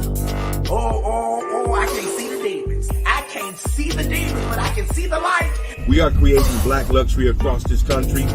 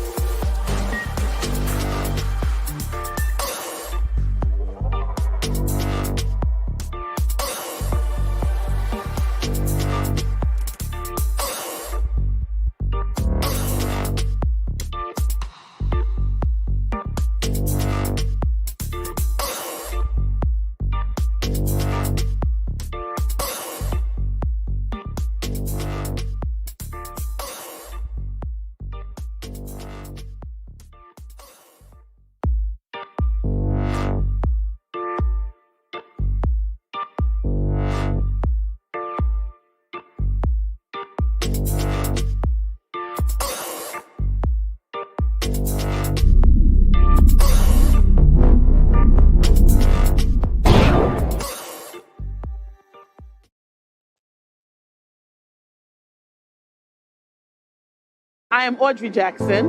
I'm Greg Jackson. On February 19th at 4 a.m., a gun was used to take my son from me. You know him as Pop Smoke. We call him Shar. Because of gun violence, I'll never see my son run up the front of our steps, taking them two at a time. He won't ever take my hands again and dance with me. He won't come into my room and muscle pose in the mirror. Gun violence destroys family. What's up, everybody? Eric Buckner here. You know me as EB, Young Easy, Eric Buck, all that good stuff. Anyway, I'm here to kick it with y'all about this little podcast I've been doing. You know, I talk trending topics. I talk about the stuff we as people need to talk about. I talk about some things, actually, that people kind of want to shy away from, because we got to have these discussions, folks. That's how we get better. You know what I'm saying? But anyway, hold on. Yeah, so anyway, you know, I do it Tuesdays, 8:30 p.m. You can check it out on Facebook, on YouTube. You know, it's a good show. I say get into it. Yeah, you want to know the name of the show? You said, hold on. Hey, you, get off my lawn. Yeah, anyway, that's the name of the show, by the way. Get off my lawn. Check it out Tuesdays, 8:30 p.m. Let me go handle this.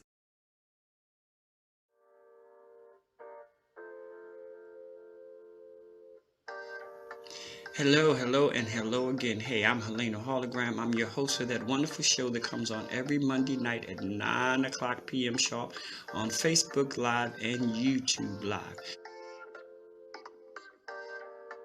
Do me a big favor. Go over to the YouTube Live and look for Hey Bitches.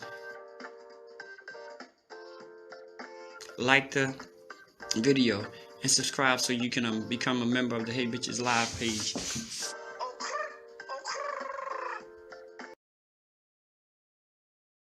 Have you tried Big Rob Popcorn? It's a wonderful anytime snack that everyone will love. Available in 3 flavors. Grown and Sexy, which is the perfect mix of cheddar, cheese, and caramel. Sugar Shack, a fruitful flavored mix of watermelon and apple. So delicious and good. How about spicy butter and white cheddar? Everyone loves it. That's why it's called good. All Big Rob snacks are manufactured in an FDA-approved facility and flash sealed for freshness, safety, and worldwide delivery. To order, call or text 937-367-8650. That's 937-367-8650. Or contact Big Rob via Instagram at Hey Big Rob. As the holidays approach, take advantage of the holiday special. Purchase more than 2 bags and receive a free CD. Call or text 937-367-8650 to place your order now. Big Rob Popcorn, the perfect snack that you will love. It's so delicious. The views and opinions expressed here on Dish TV are strictly those of the hosts and guests of this program. They do not reflect the views and opinions or governing actions of any of the sponsors or affiliates of Dish TV Entertainment, Artist First Entertainment, Big Guy ENT, Atlanta Hot Radio, Black GDP TV, or Diversity TV. Your viewing and listening discretion is advised. All right, and we are back. Now, here we go. Yeah. No. No. But hold on. Keep that attitude because I'm going to share a screen.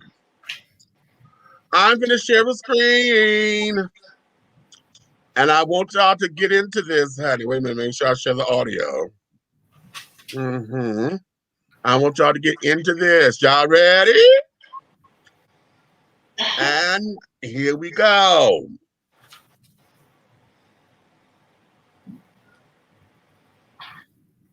Look at this shit. Yeah.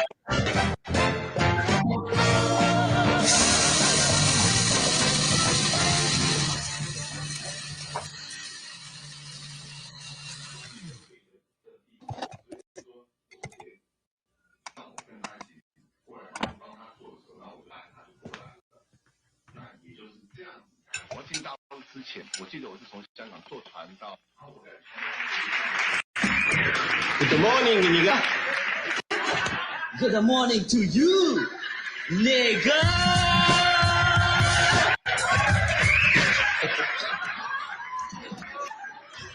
Your stock went down, nigga. Motherfucking Fujitsu Heavy Industries, one crazy nigga. Damn, this stock market is one unpredictable nigga.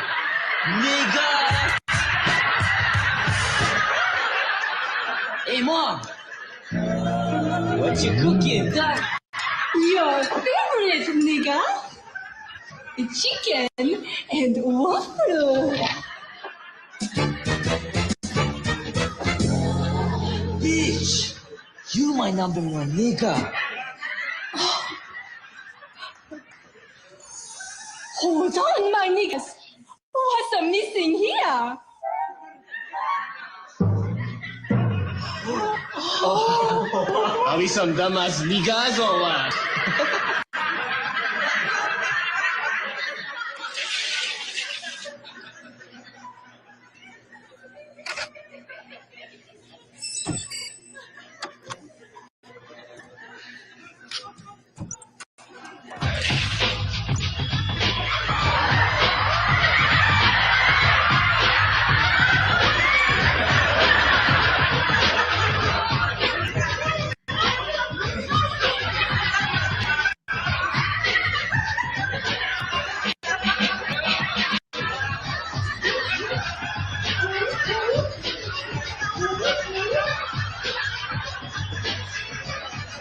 よやかましいなんとかなれよ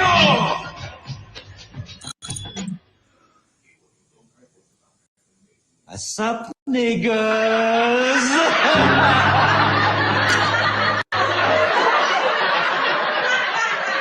Yo, Grandpa, what's with all that crazy gear, nigga? Oh, I go out for rest of the day. Anybody call for you, Grandpa? You tell them this nigga.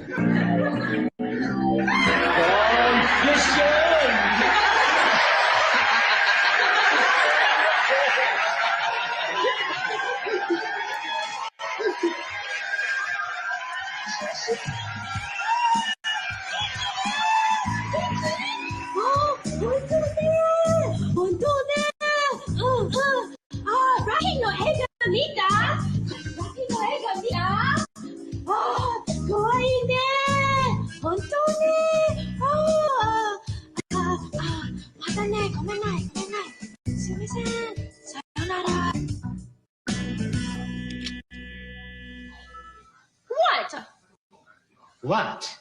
What? I tell you what. Your report card is down, nigga. It's not so bad. Not so bad. You failed everything except animation. So what? I don't need a school anyway.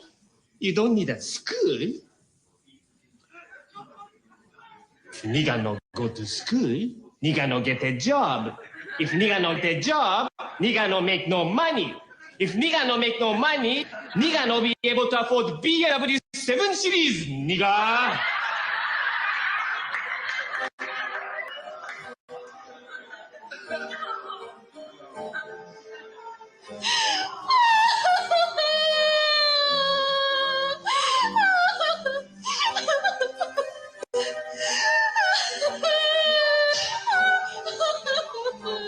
There, my little nigga. Okay. It's okay.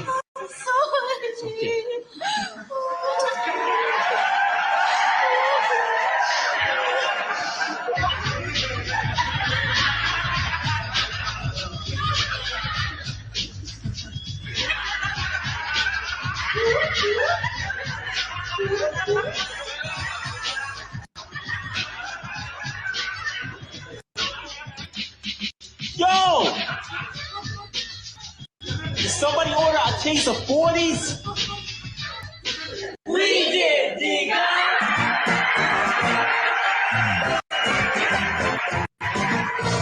We sold up. Now this black motherfucker on here delivering beer talking about somebody order a case of 40s. And they say we did, nigga. So at first, I was mad from the beginning. I'm mad from the beginning. I'm still mad, right? But I'm like, who really appropriates our culture even more than white people? Then I said, okay, so maybe it's on that type note, because y'all know y'all like to copy every fucking thing we do. Look at them little dances and shit, fucking Jabberwockies and all that old kind of shit. Y'all dancing better than black kids now. So I'm like, okay, I'm still mad. I don't like it, but maybe it's because they trying to lighten it up. But the black guy coming in at the end made me go right back to the motherfucking beginning.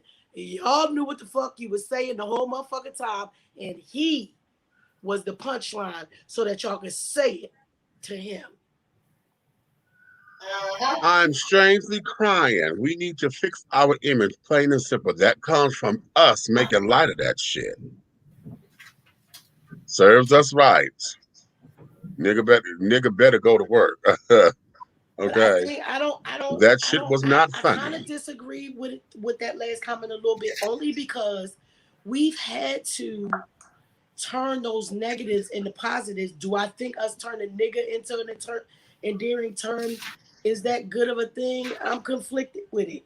But y'all know we are a certain age, and now it is what it is. But right. we've always been the people who had to take some fucked up shit and turn it into gold.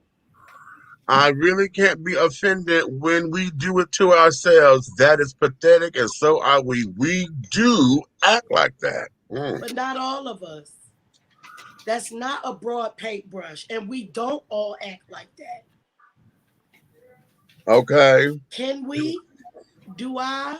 It depends on the setting. Well, here's the thing, and I think the conversation becomes, which leads us into the main topic about that. There is, how are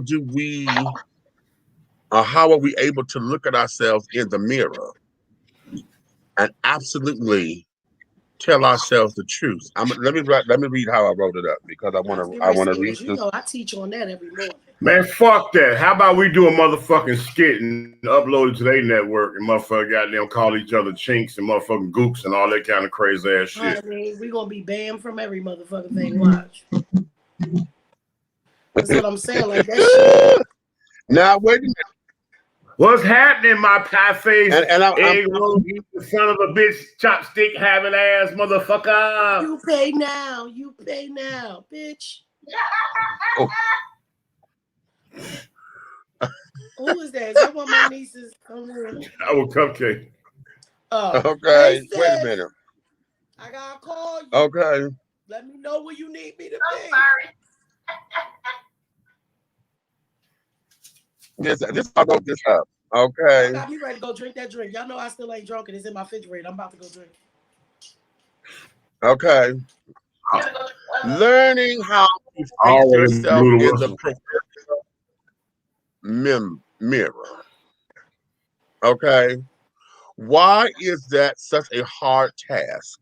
We often want folks to tell us the truth, but why are we afraid of facing the truth about ourselves? What are we afraid of accepting?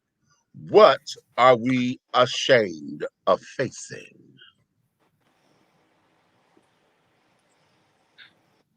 That's the main thing tonight, Churren.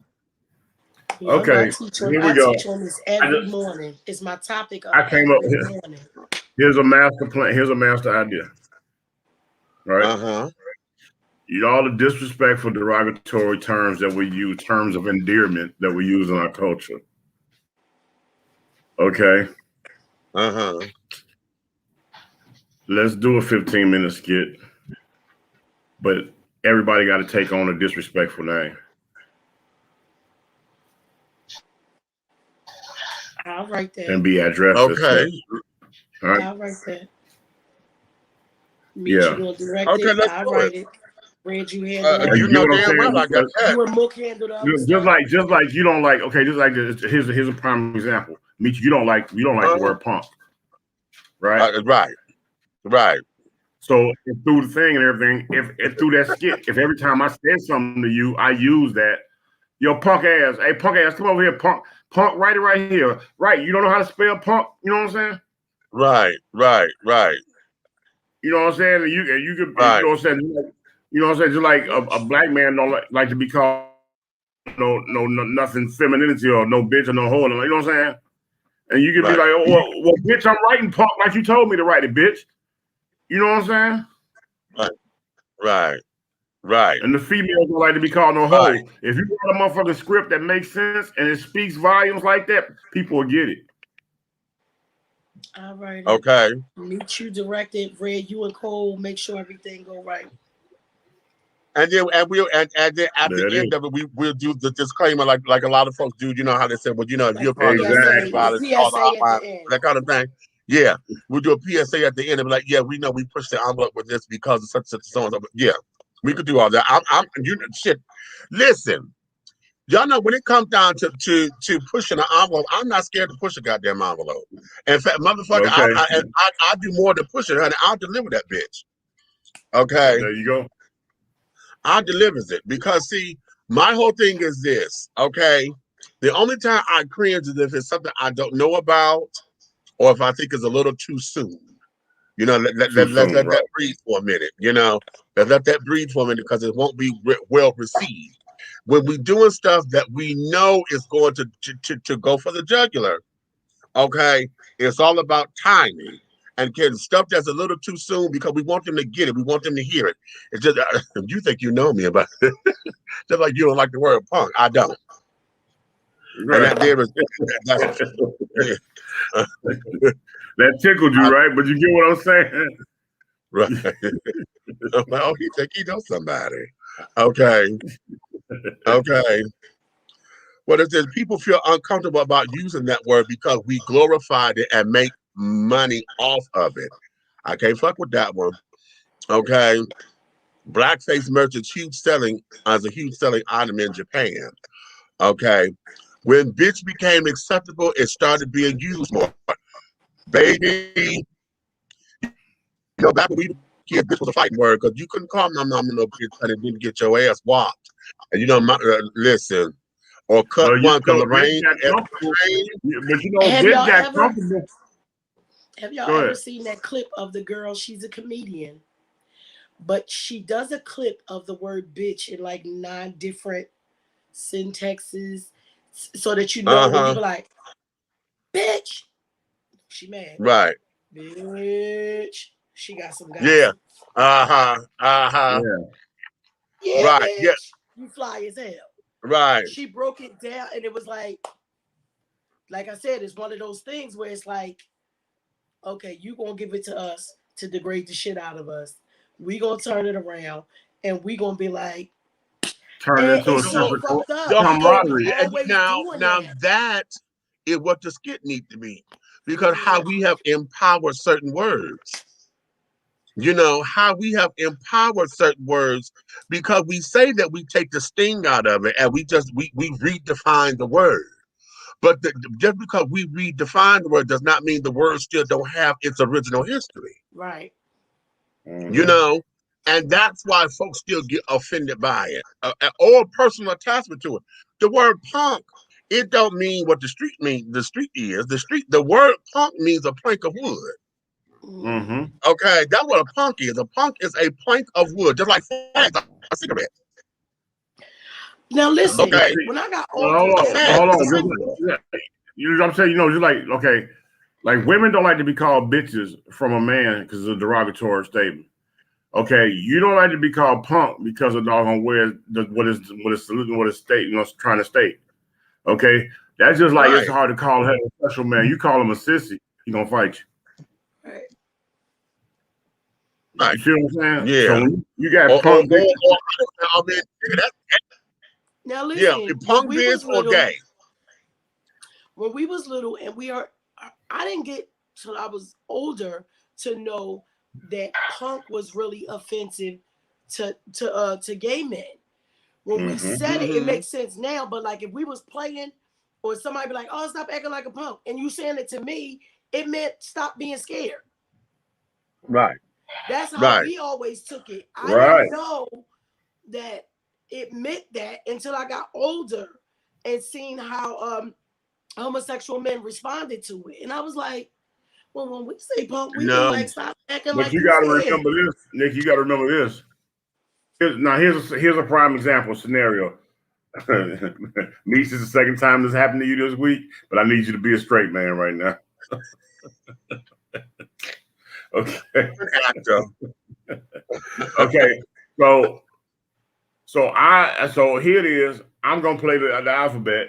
You doggone tell me quit acting like a punk, like you just said. Okay. Action. Y'all going. The movie ain't even that goddamn serious. Stop acting like a punk. Well, what the fuck does she mean by that? Right. And I be like, right. And you confused. And when we do that, because then both sides can get it. Some people don't get that's what that means. Because I had my cousin, my aunt, Uncle Lenny, all my life, right? What'd you say, my aunt, Uncle Lenny? Yeah. Right. Team Auntie. Hey, hello. Hello. Don't make me get my shirt. But I never heard him getting offended by somebody like people saying punk, but he would damn sure say, you can call me a faggot if you want to, and I don't give a fuck because this faggot can still whoop your motherfucking ass. Right. So he was offended by faggot, but not so much by punk. And I guess it's because the way, like I said, the way it was used, it would be like kids, like stop being afraid. But I'm gonna jump out here I'm gonna jump out here in the waters of the rainbow and say somebody more on the film side don't like faggot. Yeah, well, that's you just heard me say my aunt, Uncle Lenny. You know what I'm saying? Somebody that's pushing that, you know what I'm saying? They pushing on the 75th percentile of the film, you know what I'm saying? I think that's where that they like, hold on, motherfucker. I was born a man, though. I whoop your ass. Because wait a minute, y'all know we gotta make sure Let we me break use it them down. all. Because we could put coal in there too and take the old word. Yeah. Bull dagger. Yeah, bull dagger. Bull dagger. Bull dagger. Child, when I was little and I heard that word, I would get scared. Like, yeah, because that sounded like a disease, don't it? Bull dagger. To me. Okay, they don't like dyke. No, they don't like dyke. Right. Well, then now, there you have it, because you got Keisha and Cole and their set of friends who will turn it around. Like they did the show called Ask a Dyke. And they ask and answer all these questions because they was letting you know, bitch, we like girls. That don't mean we want to be boys. It's a difference. Right.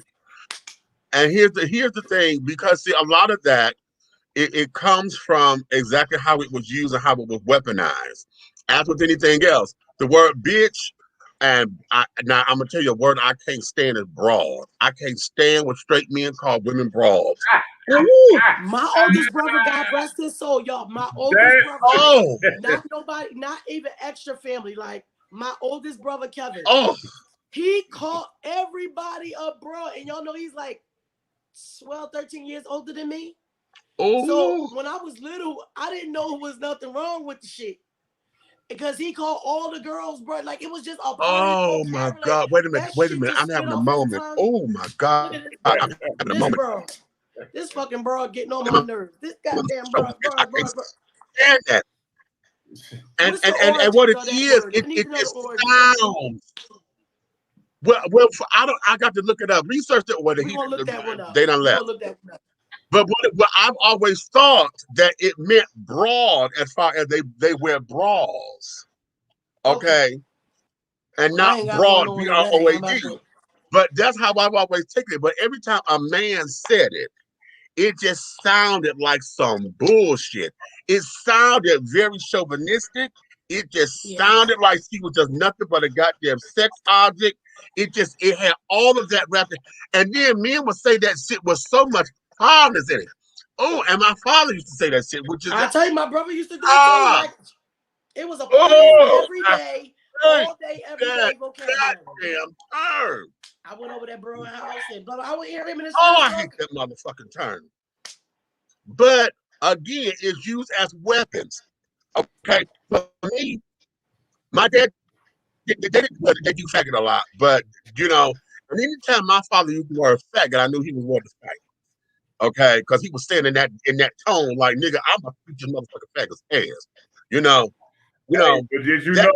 But did you know the American dictionary for broad is a woman? It's a noun. It didn't mean wide. Bullshit. I thought broad meant wide. It says the broad spectrum. It has that definition, but then it has it also featured in the American Latin language as a noun, and it says a woman. Get the fuck out of here! I never looked the word up. I never looked it up. I just did. I never looked it up. Ain't that nothing? And you said a woman. It doesn't say derogatory term for woman. It just says a woman. Ain't that nothing? And that's what I'm saying. Like, I didn't realize it was something that could possibly be offensive, because the way my brother and his friends let it roll off their motherfucking tongue, it was their whole everyday thing when they was talking about a girl. I never heard them call a girl a bitch or a hoe or nothing like that. But she was always a broad. Ooh. Over there, man. And I'm gonna tell you something. I think I prefer bitch over broad. For real? I prefer bitch over broad, bitch. A girl bad. I think I'd rather somebody call me a broad than to call me a bitch. Unless it's an endearing, like, bitch. If you call me bitch like that, yeah. But if you mad at me and you say, you fucking bitch, yeah, then I'm gonna fucking chop your head off. But if somebody be like, I'm not a woman. It's in that regard, honey, that I'm so glad that I was not born female. Because, bitch, I swear this on everything that is real, everything that we know to be tangible. Child, have I been born female, bitch, I probably wouldn't be here today. Because that term there just, oh, I'm having connections. Y'all talk. Oh, no. Okay, look. Another break. Hey, and guess what they did? Hold on. Guess what they did next to the definition? It said a woman, but then they used it in a sentence. And it said, when I get off work, I always get drunk and hang out with broads at the bar. That's what the sentence was up under. And you know he over there his head about to pop off. Why would you tell him that? I'm telling you what I read. I can't make this shit up. And you said that's the American Dictionary. All this shit was here. It ain't in Webster's, is it? He said American. Okay. Oh, now you know you're gonna make me get a letter writing campaign together. I bet you that bitch been there for years like that. It's probably been there for years. And I never looked that word up because oh my God. Wait a minute. Oh, wait a minute. Y'all talk. I gotta go off the camera for a minute. Oh. Hey, brother. Look, I need you to speak on what you went through earlier with your argument to the people, because I know they want to know what you was talking about. Oh, and okay. I'm gonna leave you. You got the whole screen. I gotta do something real quick. Okay. All right, people. So this is what had happened. What had happened was we were on a panel. Somebody that was one of the Nature Nuts followers left, right? His name is Liddy. Liddy left. Liddy is explaining to us that he never was there in the capacity of actually being one of them. He was there basically as an op to find out some shit, you know. I don't know if I believe that or not. Doesn't really matter. He seems to be sincere. I don't know. People be saying whatever they want to say. Only thing I found funny about it was Liddy didn't leave until Nature Boy did something to disrespect him. So I felt like if you were in there as a plant op, whatever, you should have stayed in, even if he was a little bit out of pocket. That's just my opinion. Okay, so fast forward, Liddy's doing the panel. It's supposed to be all these people on the panel. I go over there really just to watch. I wasn't going to get up on the panel. And then Liddy was like, you know, Nature Boy be saying he from New York, he from Philly. I said, hold the fuck up. What we ain't going to do. Philly ain't claiming none of that bullshit. So I was going to go up on the panel just to make them laugh about that. Now, meanwhile, while waiting to get on the panel, there's another Nikki over there. Like, we kind of run in the same Beagle circles. Like, a lot of people on Beagle, like, they support each other. So we go on each other's panels and stuff like that. Now, although me and Nikki don't really agree on too much of anything, I still come over to her page. She still comes over to my page. We just do stuff a little bit different. Y'all know I'm straight to the point. Nikki she needs to figure some shit out. And I'm like, when a motherfucker show you who they are, believe them. So she take a little bit longer to believe them. So that be our issue. So Nikki tells Liddy later on in the broadcast, because if y'all go over there to see it where T said she told me was on the T, it's not till close to the end. So when I get up there, before I get up there, Nikki says, let Aunt Nikki up here. She is an ex-friend of Nature Boy's. That shit had me fish greased the fuck hot, okay? So by the time I got in the box, before I was even able to really get out what I wanted to say, I had to let her know, don't you ever in your motherfucking life, I think those my exact words, y'all can go and look and see, don't you ever in your motherfucking life associate me with being a friend. I did an interview. I ain't his goddamn friend. Don't you ever in your life do that, because I know sometimes people over there be being a little shady. She said she didn't mean it. Somebody told her that. Okay, so if you the person that told her, you can kiss my ass. I ain't never been his goddamn friend. What I said was I was able to speak to him even after the interview, because in his moments of clarity, he listens. Now he might listen and say some shit that makes some sense right then, but we all know that Nature Nut is going to go right back to who the fuck he is the very next day. So I take it with a grain of salt. So when I do try to talk to him, when I was trying to talk to him before, because I haven't reached out in a while, it was only when I felt like it was really something to say. So then, yeah, it had got a little heated and stuff over there. But in the end, it was more about me going off on people, capitalizing on those people as opposed to really wanting to help. If you only following them because you want to put that shit on YouTube, the gossip, if that's your only motherfucking content, for real, I got a problem with you. The T, show every goddamn body. And the reason why I like the T is because the T don't get on there and talk shit. What they do is they play the whole recording of whatever it was, a confrontation or a conversation was, and they play it and they let you figure it out for yourself. So I do like them. How about that? So my thing is, are you doing things that can help somebody when they come back? Y'all know when I interviewed Tori and I interviewed Boomy and Nazim, our interviews was only the very first little bit about it was a few questions about Nature Nut. I want to know what you're doing now, how you living now. Are you okay? What do you need? What can you give to help somebody else who may finally see the light and leave? You know what I'm saying? I have seen things that I deem to be disrespectful, and I've reached out to Nature Boy's first baby mother, who wasn't a part of none of that carbonation or melanation or anything like that, but somehow they always dragging her into the shit because she was the one who got abused first. So when I see some disrespectful shit, what I do is I hit her up and I say, hey, this is blah, blah, blah over there. She'll respond back to me. And one time, and this was so dope because this is what I like about some people. There's a girl over on Bigo, and she was discussing how bad he had treated the first baby mom. But she had the baby mom's picture up from when Nature Boy, her shit looked like. Oh, wow.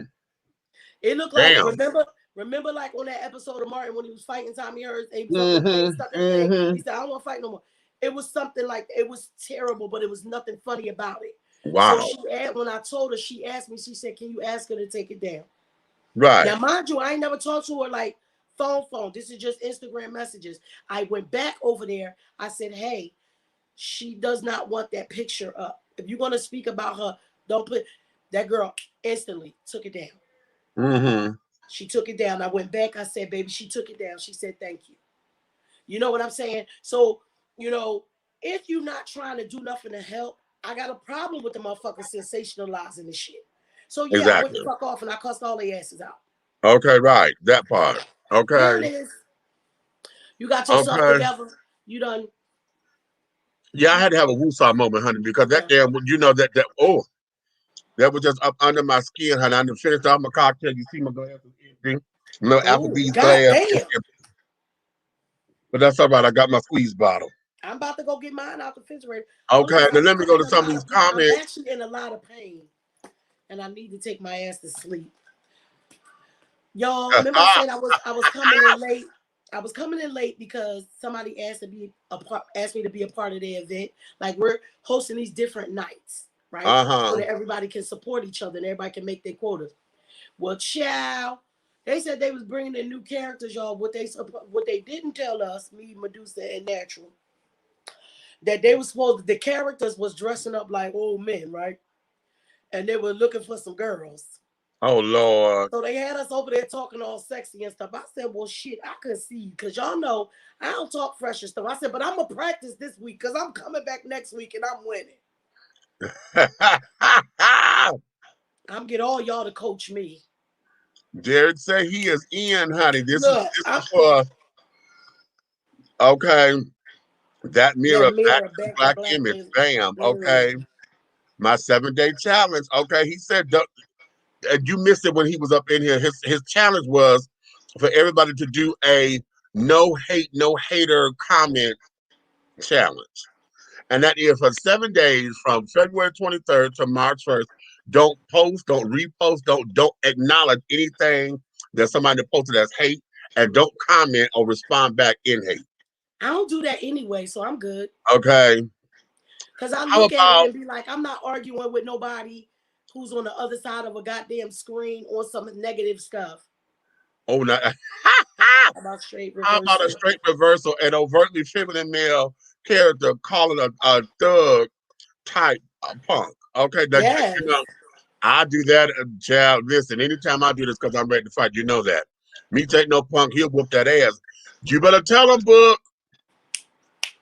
Okay, we went to high school together. How did he know? Shit. Okay.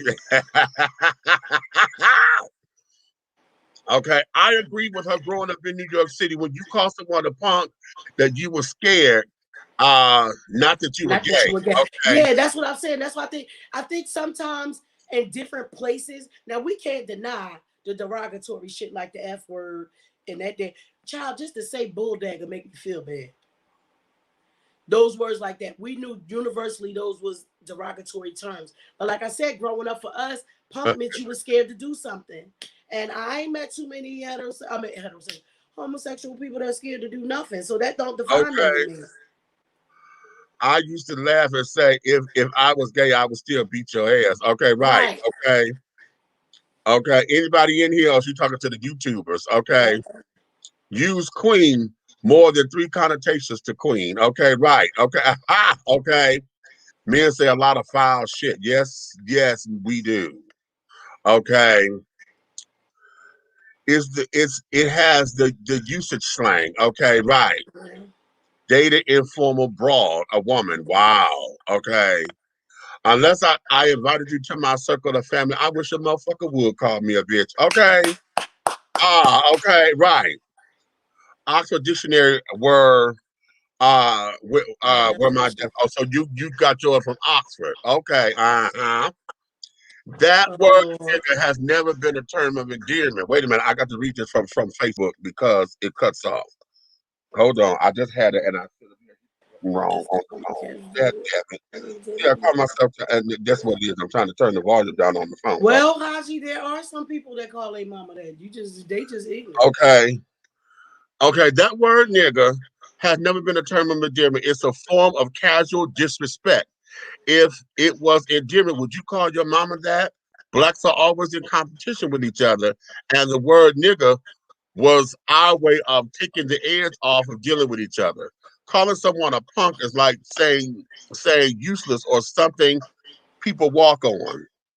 As you know, on the streets, gay men are exactly like straight men. You don't want to be tagged at was weak.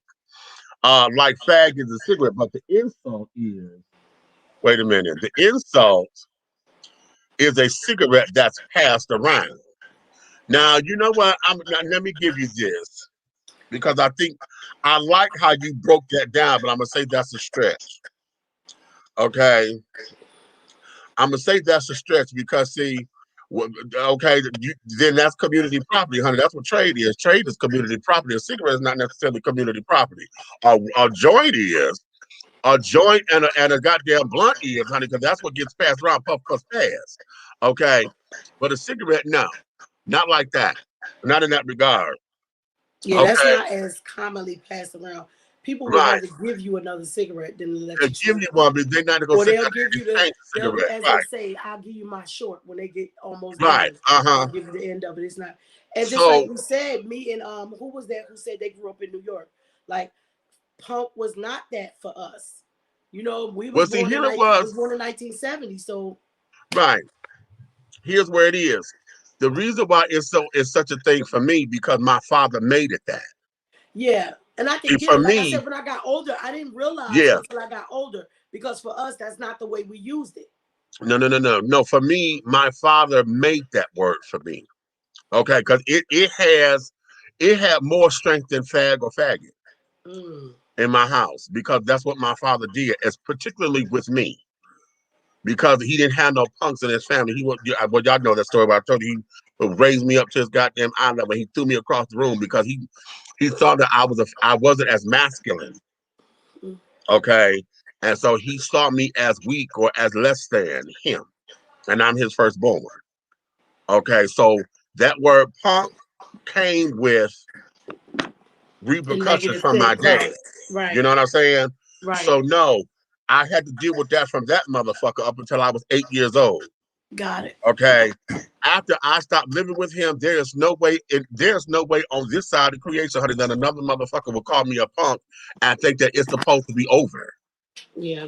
Now, in my wisdom and in my age, because I'm older now and I know how to let certain things go. But you best believe to call me that and serious about it, no, there's no nothing for it. You don't fight it. Because I know even now for us, like if I hear my kids say that's some punk ass shit, they still mean you acting scary. Right. Okay. So, No, so it's wait, like we really do have to be mindful of where the words derive from and what the malice that was intended, because you never know when you offended somebody. Okay. And that's where the education comes in, and we have to teach our kids. Nikki Liddy was lying. There were so many videos of him. Tracy, I was trying to be diplomatic. Okay. Oh damn, Nikki, she said that. Okay. That was my first and last time on T2 24/7. They too much. I'll be in jail. Listen, Trey, it was what you said, but I was trying to be okay. You know they put me on places. They be putting me up on places and I don't be knowing I'm there sometimes. So I be trying to be diplomatic about some shit. But you're absolutely right, and I absolutely know that to be true. Okay. I was trying to be politically correct. I got called fat growing up. No shit. I had a few fights for sure. Okay. Right. Oh Lord. And my brother, I fought that for that boy. Lord. Okay. Damn, Joe Jackson Taylor wasn't no joke. Listen, no, my father wasn't, honey. He was one of them old. It was rough, and it was the 70s. You know, hell, you're talking about between. My brother was born in 73, so roughly about 75. You know, we would stop living under the same roof, but by the time, by 77, no, my sister was born in 77.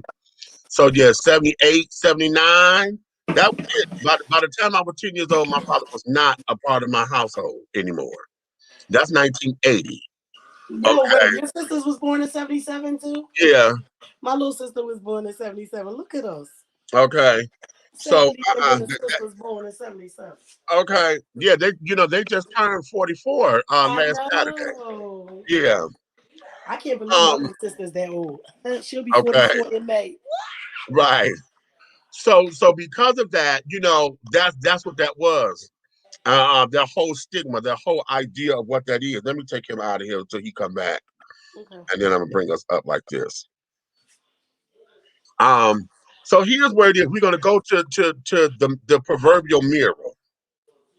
Because all of this conversation that we just had goes to that mirror. Looking in the mirror, and you got to face yourself. Okay. As I said at the beginning of the show, I'm piggybacking off of Helena's conversation that she had over there with Derek, the remix.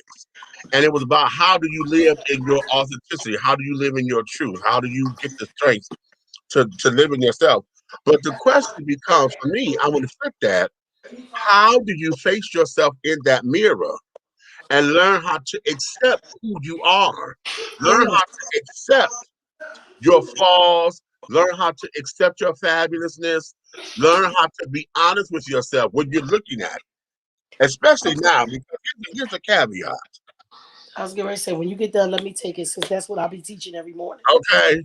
The caveat is this, because see, I'm experiencing this now. Now that I'm of a certain age, and in 2 weeks, I'll be over the 50 mark, because I'll be 51 on March 4th. Y'all know my celebration starts the 28th, so y'all know my season is coming, so get your gifts ready. You see that Cash App? We'll talk later. Yes.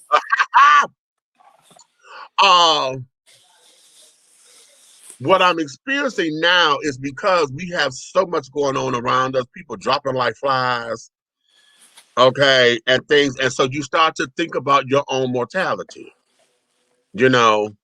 And what am I going to leave behind? How am I going to see the world? And you know, you try to look at your benchmarks. Did I accomplish what I set out I was going to do?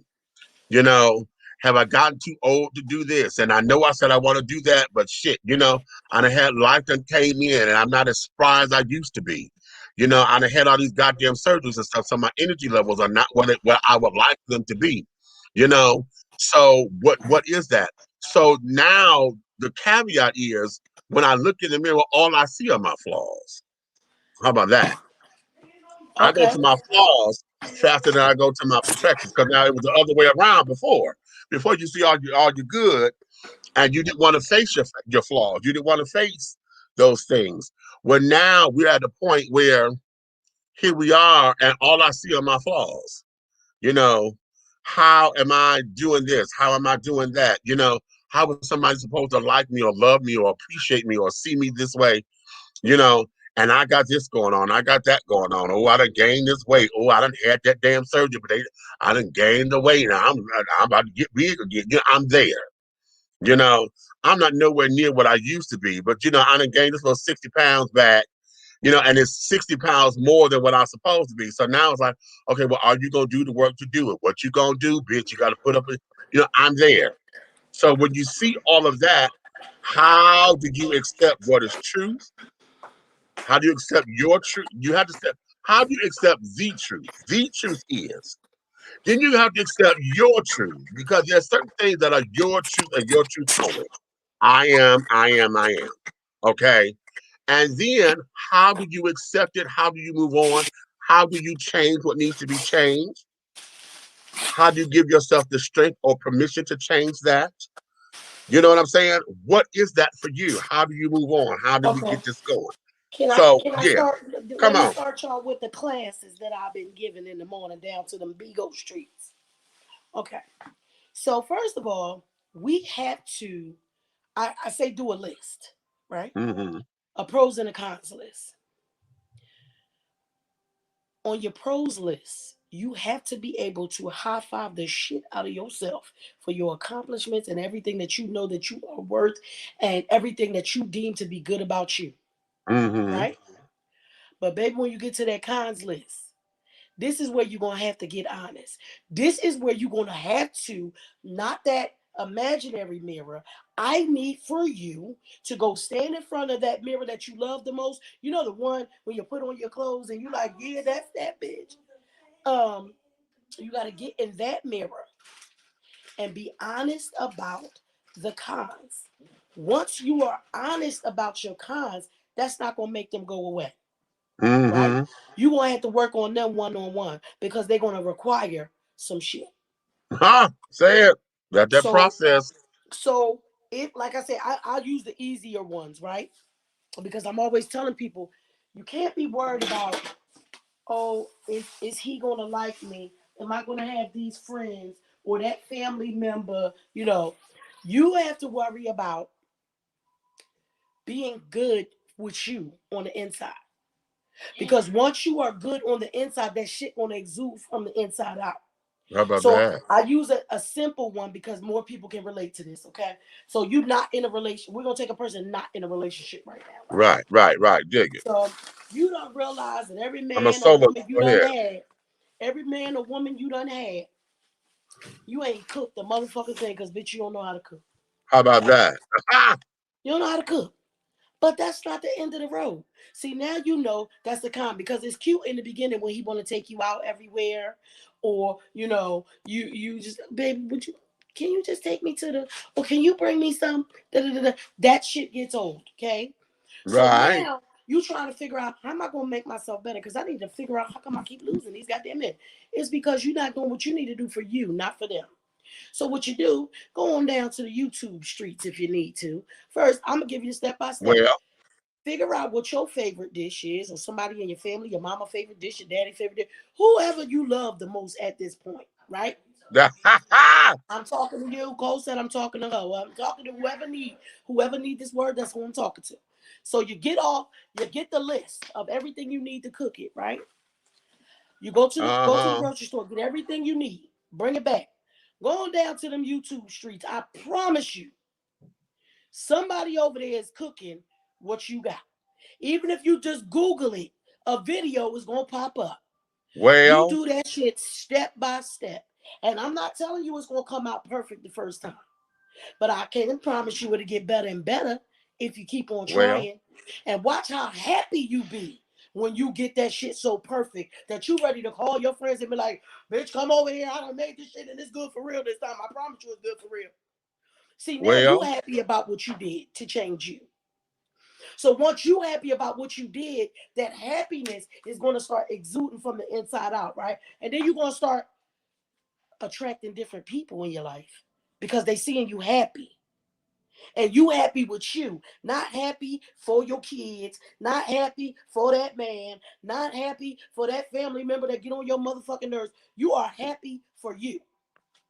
Right. That's a little bit different. It's such a different feeling. So if you, that woman that always said, oh, these niggas ain't shit, ain't shit. No, bitch, you need to go look at you and figure out what's that con on your list to keep making you attract the ain't shit niggas. Because I promise you, when you figure it out, find the tools that you need to fix that, watch. It ain't going to be no ain't shit niggas that you attracting no more. Because them ain't shit niggas ain't going to be able to connect with that new energy that you got. Well, you said what, Cole? You better tell it. She said you got to become the person you want to date. Life Jenna said it best. Don't be out here looking for, you can't be a nickel out here looking for a dime. Well, you can't say you want that motherfucking CEO, that motherfucker working at that Fortune 500 company, and bitch, you ain't even took a test to get your GED. Come the fuck on. This is shit that will make you happy, make you proud of yourself. When you're doing the things that make you happy and make you proud of yourself, you're going to attract a whole different type of people around you. A and whole you will be different so caliber. secure, That's right. Right. You will be so secure in your shit. You're not going to give a fuck because you're going to be able to spot that motherfucker that ain't shit a mile away and be like, oh, nope, not him. Right. That bitch is messy. No, I don't want to fuck with her either. You know what I'm saying? Your shit just going to be different. You're gonna tolerate a lot of less shit because you're happy. Sometimes when we ain't happy with ourselves, we tolerate too much shit. We tolerate so much shit because we not happy and we just want to be around whoever or want whoever's approval. But when you happy for real, you ain't gonna give a fuck about none of that. Right. That's my piece. That's my that's your piece right editorial. there. That's my editorial. Is that the editorial? Yes. Okay, is that the editorial? Okay, well, hold on. I used to give the editorial, but I had to give one. Okay, my little sister too. She was born on my mom's birthday in '77, and she gets on my reserve nerves. Not the reserve. Girl, that gotta be bad when you go. She said my anniversary is still going. Okay, then. Okay. The mirror can be your friend or enemy. I say to that, when you think you look good, the mirror will say different. Same as life. Just when you think life is grand, boom. Okay. Church, Nikki. Okay, right. Y'all ever go to the look, y'all ever go to the bathroom mirror and you just put on some stuff that you really, really like, but you only looking from here up because you in the bathroom mirror. Okay. And then you walk past that other mirror and you like, bitch. Right. Why switch out a dime for a penny? See, get out of my head, because that's exactly where I was going. When she said a nickel, I said, you meant a damn penny, honey. Because most folks don't even give themselves credit that they are nickel. Hell, half the time they so goddamn broke shit. They 0.5% shit. Look, okay, you out here want the CEO. You don't even know what the motherfucking acronym mean. See, right. Okay. And that there. So also, in looking at that mirror and looking at means of wanting to accept yourself, we keep saying we want folks to tell the truth, honey. I need somebody honest. I need somebody honest and truthful. We always say that's what we want in life, but we don't never give that to ourselves. We never give ourselves the appreciation of honesty. What is it that we are afraid of finding out about ourselves? What is it that you think you can't handle about yourself? What do you think is going to be embarrassing? Okay. Shit, ain't nobody but you and you in that goddamn mirror. Well. So if it's embarrassing, see, that's that thing. You have to, if you accepting your flaws, like, listen, I don't like being this fluffy. but I am losing my weight back. You understand? My ass Say went it. all the way back up to an 18. Now I'm back 14, 16. Where am I comfortable? In a 12. So that means I'm not comfortable until I get at least into a 12. I got to change that. But if I'm comfortable, because some people might say a 12 is still too big. But if I'm comfortable in a 12, then I'm accepting it because I love that. How You about can't be that? worried about what somebody else is thinking. You understand what I'm Right. saying? You got to worry about how it make you feel. You have to worry about Okay. what you Okay. feel about it. Because y'all ever see some of the big fluffy girls that be way bigger than even when I'm talking about like in the 18 and stuff, them motherfuckers be 24, 26 and they happy as shit and that shit flow off through. Their confidence is off the motherfucking scale and they look good in they shit. Well, Cause like I don't even feel like in a 14 and stuff like that, I don't feel like I look good in my clothes. You understand what I'm saying? But I can see right. a girl who's a size 26, she confident as shit in that 26, so it looks good on her. And the reason why it look good on her is because she's so confident in it. Mm-hmm. So you gotta know what's okay for you. Because just like I said, when you happy with you, you're not gonna worry about what another motherfucker say. It's what if it's making you uncomfortable, then fix it. That's all you can do. Try your best Mm-hmm. to fix it. But if you okay with it and you happy in it, man, fuck these niggas. As long as Right. you healthy, you ain't being abused, you ain't getting your ass. Listen, because you know it's some like me, like say some caveats in that shit. Mm-hmm. Because some people Mm-hmm. don't know what happiness is. But I'm talking about true happiness, being happy with you. You will Right. know when you're happy because you won't put up with nobody else's With nobody else's shit. bullshit. Hello. And Come on, Meech. there will not And be any ceremonies about why you're happy. You know how we go you through the just gonna ceremony? yeah. You're just going to live it. Okay. Um, and she said my fingers hurt. You doing all that typing. She said my fingers hurt. Shit. Girl, I be feeling like that too. Even when I say I need to be down in the comments because I'm doing homework and other shit, I can't help it. I just get my ass up. I can't. But you know, we have to give up the ceremonies and give up the extravagance of trying to announce ourselves or whatever. See, this is the difference. I tell folks all the time, I had to learn how not to demand my respect or whatever. I have to command it. That's a Okay. difference. That's a big There's difference. a big difference. I'm a bigger than life personality, and there are moments where I get introverted because I know I'm so big. Sometimes it comes across wrong, you know, and then depending on the circles that I'm in, being around a whole bunch of straight guys, if I don't know them, my confidence and my exuberance is very flamboyant, and see, it will make me a target. You know what I'm saying? So I had to navigate my way through the waters to carry it on, you know, until I get to that comfort level, and then boom, because it is what it is. Now I've learned how to stop dumbing myself down. That was something that I did because my vocabulary used to be out of this motherfucking world. And if y'all think I talk now, honey, y'all missed the days. Okay. But they are returning because I'm learning how to get back into. See, I was one of those nerds that used to read the dictionary for fun. Me too. But it helped me because being a You writer, that's know? what helps. Your vocabulary gets so vast and you could describe stuff Yeah, so which is vividly. So, why so one of the don't think reasons y'all, why because I I like cuss my ass watching off. I cuss old my black ass and off, white but my movies. vocabulary is very vast. Trust That's and why I believe. like You'll see it in watching my writing. why I like watching old black and white movies and Me carrying too. on because they they spoke very differently. When you look at some of our old black entertainers, those who we revere. I mean, hell, Mother Cicely Tyson just left about here, but when you heard her speak, everything was oh my God. And to When you hear heard her speak, everything was regal and reverenced. and Okay. Mother Maya, this the cadence in her voice. Yes. The rhythm, all of that, the cadence, the rhythm, the power behind it. I'm gonna tell y'all somebody else. And wait, That's wait though. The power. I'm glad you said that. The power but she was not raising her voice. That's power. Okay. Oh, wait a minute. What you say? She said, "What means you have that finesse to fit in regardless. People have the issue, not you. Message. Yeah. Yeah, you're right. You damn right, honey. That I know.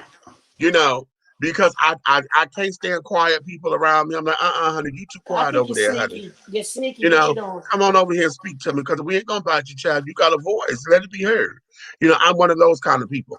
Also, somebody else who speaks, and notice that we're talking about the women because I'm gonna get on the men in a minute. And that there, I had the pleasure of Sydney interviewing Portray. her. Sydney Portray when we get to the Okay. men. I had the pleasure of interviewing her, and that there was Lynn Hamilton. That's her given name. But y'all know her best as Donna from Sanford and Son. Which one was Donna? Fred's girlfriend. The nurse. Oh, the nerves. The nurse, yeah. I interviewed her, and when I tell you speaking to her, okay, who else gives me that is Susan Taylor, the former editor of Essence Magazine. Oh, you know who do a good one for me too? Not as old Shirley Ralph. Oh, darling. That's the theater in her, honey. She's Baby, theater, when she's she drama. speak, it's just Okay. like, and you can Oh, see it because it's like, yeah. Yeah. And Jennifer Lewis does that. when Mama Jennifer Lewis speak, does that grandly, darling. when Okay. Mama speak, she commanding that whole world. Okay. She's not playing with you, cheering. Men who do that, and we don't have a lot of men who are that way today. Not today, but we had them. Okay. You said Sidney Poitier. I'm gonna tell you, I'm gonna give you one that folks forget about. I bet you I didn't. Go ahead, say it. Roscoe Lee Brown. Oh no, I wasn't gonna say that. Ooh, that's the first time you ain't really been in my head. We used to be. Where you at? I was talking about Harry Belafonte. I knew you were gonna go there. Yeah. When I watched the movies and stuff that he was in, Yeah. the way he spoke, just the elegance in the way he spoke, and that damn Paul Robeson. So if y'all know who these people is Study looking like, him. we can't help it. We film. These is old Paul He's Robeson somebody. way back when the black with white movies first started. Honey. I was told about him when I was in high school, and when I first got into acting, and I was told that I need to study him because they said you got this voice You and this got that presence like his. Yes, like you a do. Paul Robeson. Yep. And I was like, really? That's not a And lie. then, baby, that is I'm actual. How TLC said that's actual. And okay. factual. And okay, James Baldwin, his motherfucking vocabulary was out of this. And when he talked, it wasn't never on. No, he wasn't angry. No. And even when he was, it still was. Right. And that there, see, that is where I got to bring myself back. Okay, right? Because you know I'm going there. You knew I was gonna go there. James Earl Jones, baby. Y'all know we was going there. You know I was going there. That's a given. That's a given. Yeah. Okay, love Jennifer Lewis. I want to meet her. So do I, honey. Me too. Okay. Okay. But that there, you know, when we talk about excellence and getting back to us and bringing us to a space of ownership of who we are, you know, a space of dignity and things, and we have to look well rounded. Now, this is not to say for those of you who don't aspire to talk like that you don't have dignity, you don't have integrity and things of that nature, right? Because that ain't your thing. You know what I'm saying? Those but if it is your thing and you scared, some people be scared. Okay, right. Don't be scared. Right. Let them hear your voice. And let them hear it. Got to go to bed early day tomorrow morning for some volunteer work with my mother. Okay, baby. All right, I hear that. Yeah, my ass okay. Too, yeah, we finna go ahead and shut this down in a few. Y'all, you think about this. Especially if it's in you and you want to do it, and for whatever reason you're afraid.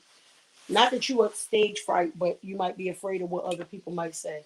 Think about all the people that fought and died for us to be able to say what we want to say. Right. Think about it Right. like that, because that might be able to give you a little bit of courage. I ain't sure. I'm just trying to give you some tools. What you say, Mitch? The tools, put in the toolbox. Okay, put the toolbox, honey. Put the tools in your toolbox and then pull them out Yeah. when you might need them. When you need them. That's right. That's right. It's better to have and be prepared, honey, than need it and not have it. I was so Okay. happy last week with well, before them two was acting stupid, but when TZ got here, I said, I need you to put my new frame and stuff together. He said, Mom, you might need some tools for this. I said, ha! Your mama got tools. I got a hammer, I got a screwdriver. Okay, how about that? I got a socket set. I got all that shit up in here now. He was freaking out because I would always forget to buy that. Right. You know, when you're a single woman in the house and there's no man around, you don't even Now, think you know, about that's that. what Esther Lorraine taught me, honey, because my mother kept tools. She kept tools, and one of the things that used to get on her nerves was the fact that, remember when they were trying to market tools to women, they come in pink cases and purple cases and them little pretty little colors. She said, God damn it, this ain't gonna make whether or not I'm a woman or not. I need tools. Fuck all these colors. Right. You know, I mean, okay, they pretty or whatever, but here, I need a wrench. I need a socket wrench. I need some goddamn wire cutters. Okay. I need a Phillips and a flathead screwdriver, goddammit. Okay. Okay. Listen, I was so happy when I bought the one that got all the little different heads on there. I was like, yeah, I'm gonna get this one because we never know. Right. Yes. High five, Nikki. I pay homage to the ancestors. Hey, okay. Okay, now We listen, have that there is cute. We're finna go ahead and shut this on down, honey, because we've been on here for a little piece of a minute. And I've got to get myself into a headspace or whatever because I'm finna shut off the phone, shut everything down. Anything you need to tell me before you do all that?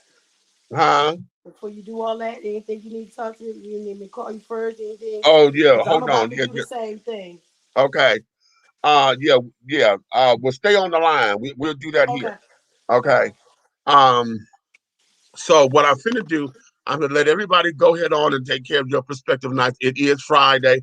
We were gonna have some little fun because I'm gonna have y'all put up in here, the things that you do that you think is silly, that you would do when you think nobody is watching. Okay. And also, I was gonna have y'all put down here y'all weird foods. What is that weird food that you used to eat when you was a kid, but you still eat it now? Okay. For me, is peanut butter and Miracle Whip sandwiches. That sounds like a pregnant woman's thing. I don't think I ate any like real weird foods, but I like things that normal kids didn't like. Like I love beets. Okay. I always have. Like today, I love vegetables. Today I had some roasted Brussels sprouts. Okay. I put them bad boys in the oven with some oil and made my little balsamic vinaigrette and some honey and stuff. Put them in there, let them things roast it off. Me and Cole was tearing them damn things up. I was like, you lucky I saved you some because she loved me too. I don't think it was like weird stuff. I just love vegetables where other kids be like, I don't want it. Okay. So yeah. So all right. So we're gonna get Even off when I into was that. pregnant. And I can Okay. say, y'all know when I just was greedy as fuck. When women they talk about the pickles and ice cream. And I did try that when I was pregnant just to see what they was talking about. I ain't gonna hold y'all, that shit is good. I don't know why, but it's good. Okay. I've never done it. But okay. I don't think I've ever done it not being pregnant. I'm scared to try it. Okay, succotash or however you spell it. However they spell that shit. I love me some succotash with some damn Now, corn that's and the only peas one and I think I beans. don't like. I don't like fucking succotash. And a little doo-wop. What? Succotash got the corn and peas and lima Carrots beans, and little lima beans carrots and and all that stuff, right? tomatoes. Yeah. Mm-hmm. Yeah, I don't like that Sometimes shit. it got squash in it. Some people put squash in it. Yeah, I love zucchini and all that stuff now. I don't think anybody gave me zucchini as a kid, but I like it now. Okay. So, all right, everybody. We're going to let you guys go, honey, and all of that. Now, tomorrow is Saturday. We will not be on the air tomorrow. Okay, because we have an outing, and we're going to be at Lips, the drag restaurant, honey. So we're going to be there. I'm going to try to go live if we can so y'all can see what we're doing and have a little fun out there. and all of those particular shenanigans, darling. Okay, so tomorrow we will not be here. So we're going to we'll come back Sunday for I said what I said Sundays, and we will let you guys come on up in for that. Okay, so you may finish all of your crumpets, darling, because the tea has been dished, and you've been dishing tea, darlings. With Big Meat, honey. If you love us, tell all of your friends. But if you hate us, tell all of your motherfucking enemies. Every last one. Do know this. Everything that we're doing over here, honey, is going to move forward any way, shape, style, form, or fashion. You understand? So having said all of that, my darling, good night, good night, good night. Wait a minute, I got to make sure I can set up right. Okay, there we go. Good night, good night, good night, my darlings. And until the next time that we meet again, I want you to take care of yourselves, honey. Take care of each other. Be good to each other, honey. One thing about being a good person. Do the mental health checks, please. Yes. Make sure that you check on the strong ones, honey. Check on your strong friends. Check on your strong friends, because every now and again, honey, we need a little love too, honey, just to know that somebody thinking about us. Okay? So on that note, my darling, Yes.